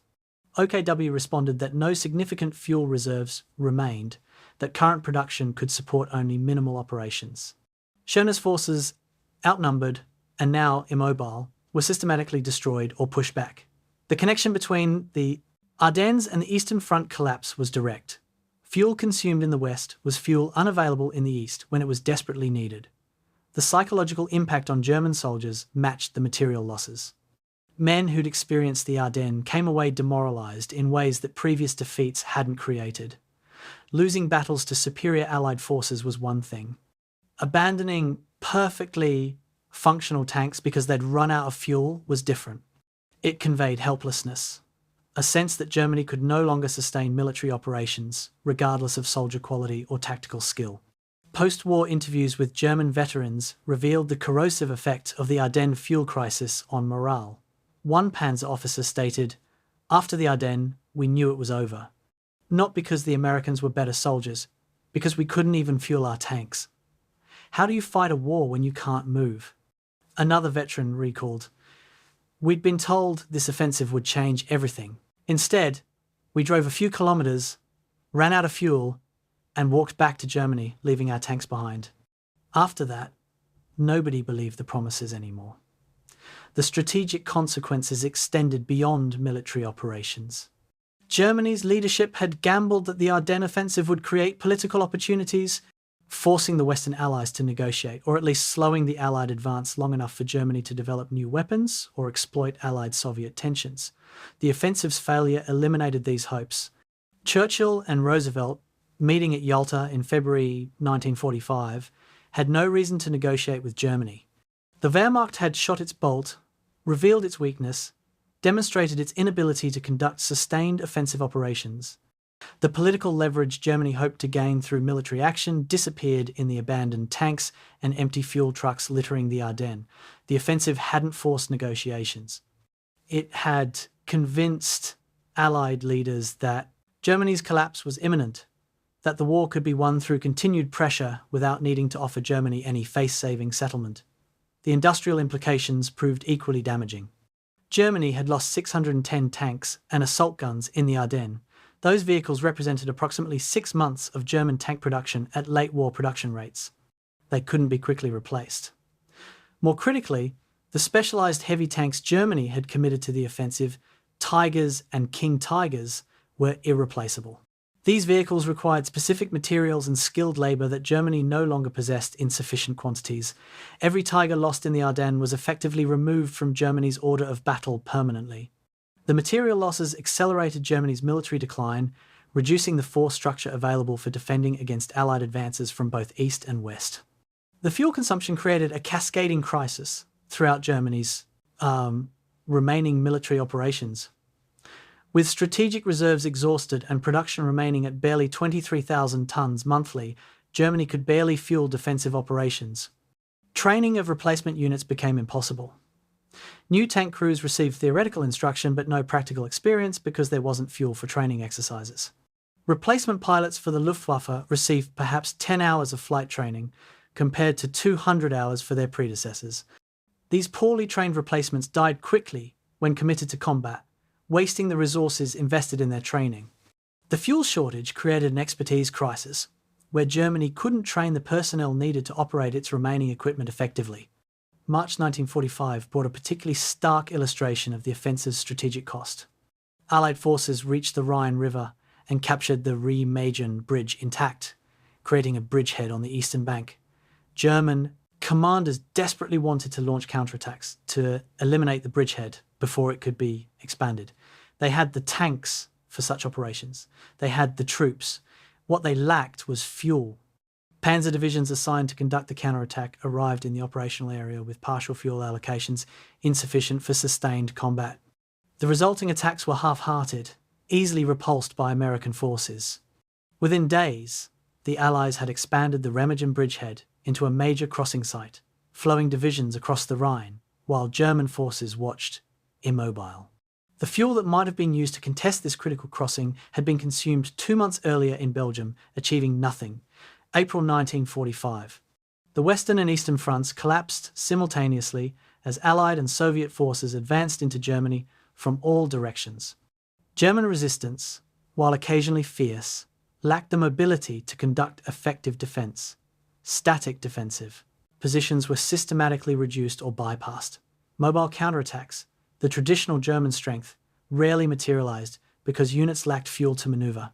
Field Marshal Wilhelm Keitel later admitted in interrogation that from February onward, Germany's military strategy was essentially reactive, responding to Allied initiatives rather than executing coherent plans, primarily because fuel shortages eliminated offensive capability. It was warfare reduced to its most primitive form. Soldiers with rifles in fixed positions, unable to manoeuvre, unable to exploit opportunities, unable to do anything except die or surrender. The human cost of the offensive extended beyond combat casualties. German soldiers who'd been captured in the Ardennes, approximately 84,000 men, spent the rest of the war and subsequent months or years as prisoners. For many, this meant missing the final collapse of Germany, avoiding the worst destruction, but also separation from families. During Germany's most desperate period, the soldiers who escaped capture and returned to German lines often found themselves immediately recommitted to combat on other fronts, given no time to recover or refit. They'd experienced defeat, watched their equipment abandoned for lack of fuel, walked back to Germany through winter cold, only to be sent immediately to another defensive line that was equally hopeless. The psychological trauma of repeated, futile operations, of fighting battles that couldn't be won regardless of individual courage, manifested in increased surrender rates and reduced combat effectiveness throughout early 1945. The price of empty tanks wasn't just measured in fuel consumed or vehicles lost. It was measured in strategic options eliminated, political leverage squandered, defensive capabilities destroyed, morale broken, training pipelines disrupted, and time wasted that might have been used for more profitable purposes. Germany had gambled everything on an offensive that consumed irreplaceable resources without achieving meaningful results. The Panzers that ran dry in Belgian forests took with them Germany's last chance for anything resembling a negotiated settlement or organised defence. After the Ardennes, there was only collapse, defeat delayed but certain, military operations conducted, not to win or even to fight to a draw but simply to postpone inevitable surrender. The empty fuel tanks sitting abandoned throughout the Ardennes weren't just tactical failures or logistical errors. They were symbols of strategic bankruptcy, physical manifestations of Germany's complete exhaustion, monuments to the gap between Hitler's ambitions and Germany's capabilities. The price of those empty tanks was measured not in gallons but in lost war potential, consumed resources, and ultimately the accelerated destruction of what remained of the Third Reich. 1946. At the U.S. Army Command and General Staff College at Fort Leavenworth, Kansas, Major Robert Harrison stood before a class of officers studying logistics in armoured warfare. Harrison had served as a quartermaster during the Ardennes offensive, managing fuel supplies for the First Army. His lecture topic, Logistics as the Decisive Factor in Modern Mechanized Operations. He began with a statement that would have seemed absurd to pre-war officers. Gentlemen, in modern warfare, an army that cannot fuel its vehicles cannot fight, regardless of soldier quality, tactical doctrine, or commander genius. The Battle of the Bulge demonstrated this truth absolutely. The Germans designed an operation where victory required capturing enemy supplies during the attack. When they failed to capture adequate fuel, their offensive ended regardless of tactical successes. The lesson is simple. Logistics determines what's operationally possible. Everything else is commentary. The class took notes as Harrison walked through fuel consumption calculations, traffic analysis, and the cascading failures that resulted when German logistics couldn't support operational plans. Similar lectures were occurring at military schools throughout the Allied nations, ensuring that the Ardennes fuel crisis became a teaching case, its lessons incorporated into military doctrine. The first major doctrinal change involved fuel reserves. Pre-war doctrine assumed armies should deploy with sufficient fuel for immediate operations, with resupply following within days. The Ardennes demonstrated this was inadequate for modern mechanized warfare, post-war US. Army doctrine mandated that offensive operations couldn't begin until at least 7 days of fuel reserves were positioned forward of advancing units. 7 days. That requirement fundamentally changed how logistics was planned, requiring massive fuel stockpiling before operations began. The emphasis shifted from getting fuel to forward units quickly to forward positioning enough fuel that supply disruptions don't immediately halt operations. It was conservative, logistically intensive doctrine, but it reflected the harsh lesson that mechanized armies consume fuel faster than logistics can typically deliver it during combat. NATO standardization included explicit fuel consumption planning. Member nations agreed on standard calculation methods for estimating fuel requirements based on vehicle types, terrain, operational tempo, and expected combat intensity. These calculations typically showed that modern mechanized divisions required approximately 800,000 gallons per day during high-intensity combat operations. 800,000 gallons. That represented roughly 150 truckloads of fuel per division per day, just to maintain operations. NATO logistics planners worked to ensure supply infrastructure could actually deliver these quantities, building pipeline networks, forward storage facilities, and distribution systems sized to meet realistic consumption rather than optimistic planning assumptions. The Ardennes had proven that hoping to capture enemy supplies was not a strategy. Real planning meant building logistics capacity to support operations without depending on battlefield windfalls. The fuel dependency problem intensified as military vehicles became larger and more sophisticated. Modern main battle tanks consumed more fuel than their World War II predecessors. M1 Abrams tanks, introduced in the 1980s, consumed approximately 250 gallons of fuel for 100 miles of road travel under peacetime conditions. In combat, with frequent acceleration, maneuvering, and extended engine operation, consumption could reach 400 or more gallons per 100 miles. A single armoured brigade combat team in high-intensity operations could consume over 50,000 gallons daily. These consumption rates made logistics the limiting factor for almost all operations. Commanders had to plan around fuel availability, not just tactical opportunities. Aggressive operations that stretched supply lines meant operational pause later to rebuild fuel stocks. The balance between offensive tempo and logistical sustainability became central to operational art. The Gulf War in 1991 showcased how thoroughly militaries had learned the Ardennes lessons. Before beginning ground operations, US forces built extensive logistics infrastructure throughout Saudi Arabia. They positioned over 6 million gallons of fuel forward of the planned advance, enough for approximately 8 days of high-intensity combat. They pre-positioned ammunition, spare parts, and supplies in quantities that seemed excessive to outside observers but reflected realistic consumption estimates. When ground operations began, U.S. armoured divisions advanced rapidly across southern Iraq, maintaining tempo precisely because their fuel supplies were adequate. There were no pauses for refueling, no units immobilised by empty tanks, no desperate searches for enemy fuel supplies. The contrast with German operations in the Ardennes couldn't have been more stark.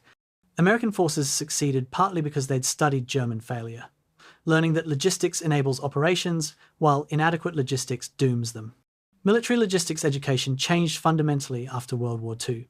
Before the war, logistics was considered a specialised technical field, important but secondary to tactics and operations. The Ardennes, along with other campaigns demonstrating logistics as the decisive factor, elevated logistics to co-equal status with tactics. Modern military education dedicates approximately 40% of curriculum time to logistics, supply, and sustainment. Officers learn fuel consumption calculations, supply chain management, and transportation planning alongside tactics and leadership. The recognition that amateurs study tactics, professionals study logistics, became a truism precisely because campaigns like the Ardennes demonstrated its truth. The most brilliant tactical plan fails if it can't be logistically supported, while adequate logistics enables even mediocre tactics to succeed. The vulnerability of fuel supplies to air attack became central to military planning. The Ardennes showed that controlling skies above supply routes was almost as important as controlling the routes themselves. Post-war air forces prioritized interdiction capabilities, developing aircraft and weapons specifically designed to attack enemy logistics. Ground forces developed air defense systems to protect supply columns, dispersed logistics to reduce vulnerability, and adopted night movement and camouflage techniques to minimize exposure. The competition between air attack capabilities and supply protection measures became an arms race within military development, each side seeking advantages that might prove decisive in future conflicts. The destroyed German fuel convoys in the Ardennes became the mental template, the scenario that logistics planners worked desperately to avoid experiencing from the wrong perspective. Alternative fuels and energy sources became military research priorities, partly because of the Ardennes lessons. If mechanized warfare depended entirely on petroleum, then petroleum supply became a strategic vulnerability that could determine war outcomes. Military researchers explored alternatives: synthetic fuels produced from coal or natural gas, electric vehicles for some applications, hybrid power plants that improved fuel efficiency. None of these completely solved the fuel dependency problem, but they reflected recognition that energy availability constrained military operations fundamentally. The search for alternatives was essentially an attempt to escape the trap Germany had experienced, possessing sophisticated weapons but lacking the fuel to operate them effectively. The broader lesson involved understanding system dependencies in modern warfare. The Ardennes demonstrated that military effectiveness depends on multiple interconnected systems, all functioning adequately. Vehicles need fuel. Fuel needs transportation. Transportation needs roads. Roads need security. Security needs troops. Troops need supplies. Supplies need more transportation. Creating a self-reinforcing failure in this system, as happened to Germany in the Ardennes, creates cascading collapse that's extremely difficult to reverse. Modern military planning emphasizes system resilience, building redundancy into logistics, ensuring that single-point failures don't cascade into operational catastrophe. It's defensive thinking, planning for what can go wrong, rather than optimistically assuming everything will function perfectly. But it reflects the fundamental lesson. Modern militaries are complex systems where failures in unglamorous areas like fuel supply can be more decisive than victories in dramatic areas like tank battles. Perhaps the deepest lesson was philosophical rather than technical. The Ardennes demonstrated that will, courage, and determination don't overcome material constraints. German soldiers were skilled, brave, experienced. Their tanks were sophisticated, often superior to Allied equivalents. Their tactics were aggressive and innovative. None of it mattered when their fuel tanks ran empty. The recognition that material factors could be more important than human factors was profoundly uncomfortable for military cultures that emphasized warrior spirit and fighting morale. But it was undeniable. Physics and chemistry don't respond to motivation speeches. A tank without fuel doesn't move regardless of crew determination. Modern military thought incorporates this reality, balancing recognition of human factors with hard-headed assessment of material constraints. The lessons of the Ardennes were written in diesel and blood, inscribed on abandoned Panzers and destroyed fuel trucks, taught to subsequent generations of military officers who learned that logistics isn't just important, it's everything. Because in mechanized warfare, you can have the best troops, the best equipment, and the best plans, but if you don't have fuel, you don't have an army. You have expensive sculptures sitting uselessly while the enemy advances. 21st century. In a university seminar room, military historians gather to discuss counterfactuals. What if key decisions or events in the Ardennes had gone differently? The moderator poses the first scenario. What if Piper had captured Stavelot's fuel depot intact, along with Spa's massive 2.5 million gallon stockpile? What if German spearheads had seized enough Allied fuel to actually sustain their advance? The historians engage the question systematically, not with speculation, but with calculation. Piper's Kampfgruppe, plus follow-on elements of the 1st SS Panzer Division, comprised approximately 250 tanks and perhaps 2,000 other vehicles. 2.5 million gallons sounds enormous. But spread across that force, for sustained combat operations, it provides perhaps 10 to 12 days of additional operational capability. Enough to reach the Meuse River? Yes, probably. Enough to cross it, establish a bridgehead, and advance the additional 80 kilometers to Antwerp? The calculations suggest no. Even with perfect fuel capture, German forces would have exhausted supplies somewhere between the Meuse and Antwerp, still short of strategic objectives. The historians conclude captured fuel might have extended the offensive, but couldn't have changed its ultimate outcome. The second scenario involves German synthetic fuel production. What if Allied bombers had never targeted oil facilities, allowing German production to continue at peak rates? The historians pull up production figures. Germany produced approximately 316,000 tons of synthetic fuel monthly in April 1944 before the oil plan destroyed their plants. At that production rate, Germany could theoretically have allocated 12 to 15 million gallons to the Ardennes offensive while maintaining normal operations elsewhere. 12 million gallons. Finally, adequate fuel for Hitler's plan. But then other constraints emerge. The historians examine road network analysis. The Ardennes could handle perhaps 3,000 vehicles simultaneously on available routes. The Germans were attempting to move 15,000 vehicles. More fuel doesn't solve traffic jams. In fact, it might worsen them, allowing more units to remain mobile longer, creating even more congestion. The historians model the scenario, showing German forces advancing perhaps 20 to 30 kilometers farther before traffic paralysis and American reinforcements create the same ultimate stalemate. Adequate fuel was necessary but not sufficient for German success. The weather scenario proves particularly interesting. What if fog and low clouds had persisted through January, keeping Allied aircraft grounded? The historians note that German advances were strongest during the weather-protected first week. But even during that period, multiple German units reported critical fuel shortages by December 20th. The weather didn't create German fuel problems. It merely delayed Allied air interdiction of already strained German logistics. Extended bad weather buys Germany perhaps 4 to 6 additional days of reduced Allied air activity. German forces advance perhaps 15 to 20 additional kilometers. Then what? American reinforcements continue arriving regardless of weather. Allied artillery doesn't require clear skies. German fuel supplies, while lasting slightly longer without air attack, still exhaust before reaching Antwerp. The historians conclude that weather was tactically significant but strategically irrelevant to the ultimate outcome. The fourth scenario examines planning modifications. What if German commanders had designed a more limited offensive, sacrificing strategic ambition for operational feasibility? Instead of driving for Antwerp, what if they'd planned to eliminate Allied salients, inflict casualties, and establish better defensive positions?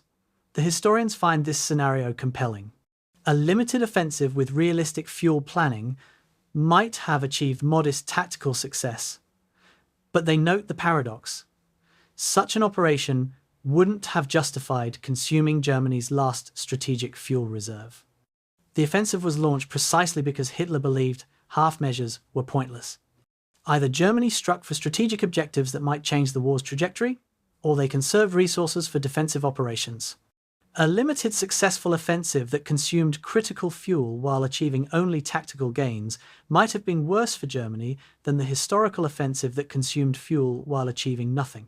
At least the historical outcome made clear that offensive operations were futile, allowing subsequent strategic focus on defence. The historians then examined the most radical counterfactual. What if Germany had never launched the Ardennes offensive, instead conserving fuel for defensive operations? The fuel allocated to the Ardennes, approximately 7 million gallons total including emergency additions, represented 3 to 4 months of fuel for mobile defensive operations on both eastern and western fronts. Could that fuel have changed Germany's defensive situation? The historians are skeptical. By December 1944, Germany faced massive Allied numerical superiority on all fronts. Allied air superiority was complete. Soviet forces were preparing winter offensives that Germany couldn't stop regardless of fuel availability. Western Allied forces were positioned to cross the Rhine in early 1945. Conserving fuel might have extended German resistance by weeks, possibly months, but the ultimate outcome, complete German defeat, was inevitable given the force ratios, resource disparities, and Allied determination to achieve unconditional surrender. The conserved fuel would have been consumed in defensive operations that merely postponed the same ending. The discussion shifts to intelligence scenarios. What if Allied forces had detected German preparations and positioned strong defences in the Ardennes before the offensive began? The element of surprise was critical to German initial success. If American forces had been prepared, had positioned strong reserves, had fortified key positions, the German offensive would have stalled immediately. But the historians note this wouldn't have changed the fuel situation. German forces would have consumed fuel, fighting through stronger defences, exhausting supplies even faster than they did historically. The fuel mathematics remained impossible regardless of whether Germans achieved surprise. Preparation might have reduced Allied casualties and territory lost, but wouldn't have changed the fundamental logistical reality that doomed German offensive capability. The technical scenarios prove revealing. What if German tanks had been more fuel efficient? The historians calculate that improving Panther fuel efficiency by 50%, an enormous technical achievement, would have extended range from 100 kilometers to 150 kilometers per fuel load. Useful, but still insufficient. Germany would need to improve efficiency by 200 to 300% to make the offensive logistically feasible with allocated fuel. Such improvements were technologically impossible with 1940s engineering. The fundamental problem wasn't German tanks being inefficient. The problem was mechanized warfare consuming enormous quantities of fuel regardless of vehicle efficiency. Even the most efficient tank designs required hundreds of gallons for hundreds of kilometers of combat operations.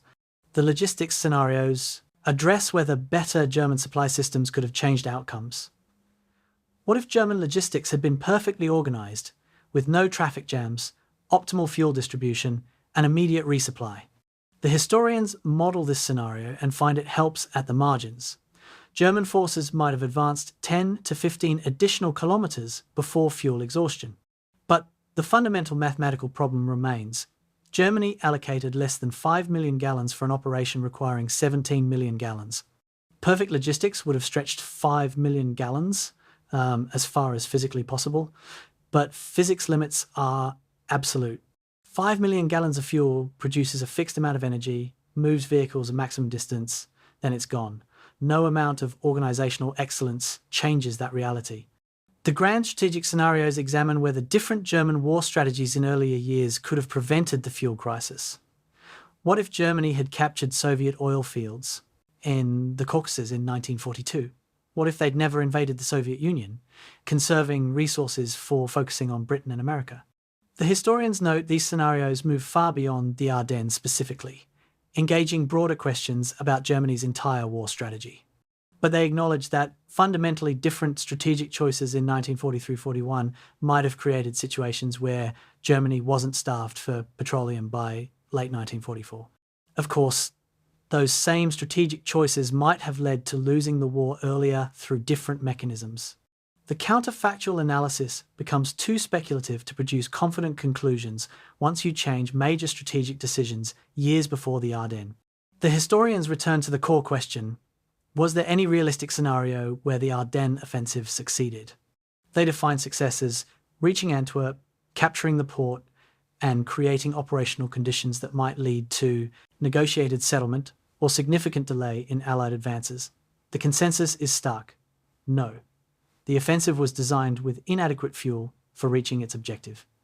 Even best-case scenarios, perfect fuel capture, extended bad weather, no Allied air attacks, give German forces perhaps enough fuel to reach the Meuse River and possibly cross it. But advancing the additional 80 kilometres to Antwerp, then holding it against Allied counterattacks, while maintaining supply lines stretching 150 plus kilometres through Allied-held territory, the logistics were impossible. The historians calculate that German success would have required approximately 25 to 30 million gallons of fuel, perfect traffic conditions, continued bad weather for 3 weeks, and Allied forces that didn't reinforce or counterattack effectively. The probability of all factors aligning favourably approaches zero. The philosophical conclusion emerging from the counterfactual analysis is that the Ardennes offensive was overdetermined to fail. Multiple independent factors, each sufficient to prevent success, all operated simultaneously. Inadequate fuel, restrictive terrain, limited roads, Allied reinforcement capabilities, air superiority, intelligence preparation, and German logistical limitations all contributed. Changing any single factor wouldn't have enabled success because the other factors would still have prevented it. The historians recognize this pattern. Germany launched an offensive that required everything to go right, but was practically certain to have multiple things go wrong. It was desperation masquerading as strategy, a gamble that wasn't really a gamble because the odds were so heavily weighted against success that the outcome was effectively predetermined. The seminar concludes with a thought experiment. An elderly historian who'd interviewed German veterans decades earlier shares a story. He'd asked a former Panther tank commander what it felt like to abandon his vehicle in Belgium for lack of fuel. The veteran had been quiet for a long moment, then said, "You can't fight mathematics with bravery. We tried." Mathematics won. The historian notes that this sentiment captures the entire Ardennes experience. Germany pitted courage, tactical skill, and operational art against material constraints, logistical impossibilities, and mathematical certainties. The outcome was never in doubt to anyone calculating objectively. The tragedy was that German soldiers paid in blood for strategic decisions that defied basic logistics. The room falls silent as participants contemplate preserved photographs displayed on the screen. A Panther tank, sitting undamaged in Gleize, abandoned by its crew. A King Tiger with its filler cap removed, fuel tank drained. Rows of vehicles stretching along Belgian roads, not destroyed by combat, but left behind because they couldn't move. These images represent more than tactical failure or logistical incompetence. They represent the collision between political will and physical reality, between strategic ambition and material constraints, between what leaders demanded and what resources allowed. The counterfactual analysis confirms what the historical analysis already suggested. The Ardennes offensive was impossible from the beginning, doomed by mathematics that no amount of courage or skill could overcome. As the seminar ends, and historians collect their papers, one participant poses a final question. What's the modern equivalent risk? The contemporary scenario where militaries might repeat Germany's error of designing operations around resources they don't have? The discussion becomes animated. Some suggest cyber warfare dependencies creating vulnerabilities similar to fuel dependency. Others mention precision munitions stockpiles being inadequate for sustained high-intensity conflict. A few note that all modern military operations depend on satellite communications and GPS, creating single-point failures if those systems are disrupted. The consensus emerges that the fundamental lesson remains timeless. Operations must be designed around available resources, not hoped-for captures or optimistic assumptions. Logistics constrains operations absolutely. Ignoring those constraints guarantees failure regardless of tactical brilliance. The historians file out, leaving behind the photographs of abandoned Panzers, empty fuel drums, destroyed German vehicles. These images will be used in future lectures, future seminars, future military education courses, because the lesson they teach is too important to forget. In modern warfare, fuel isn't just important, it's determinative. Armies that cannot move, cannot fight. Commanders who plan operations beyond their logistical capacity guarantee defeat. The mathematics don't care about determination, ideology, or historical destiny. They care only about how many gallons exist, how many gallons are consumed per kilometre, and the undeniable reality that when fuel runs out, so does offensive capability. The Battle of the Bulge ended 75 years ago, but its lessons echo through every military planning session, every logistics calculation, every fuel consumption estimate in modern operations. The Panzers that ran dry in Belgian forests didn't just represent German defeat in a single battle. They represented the eternal truth that will never overcome physics, that courage cannot substitute for gasoline, that logistics is not a supporting function but the foundation on which all military operations rest.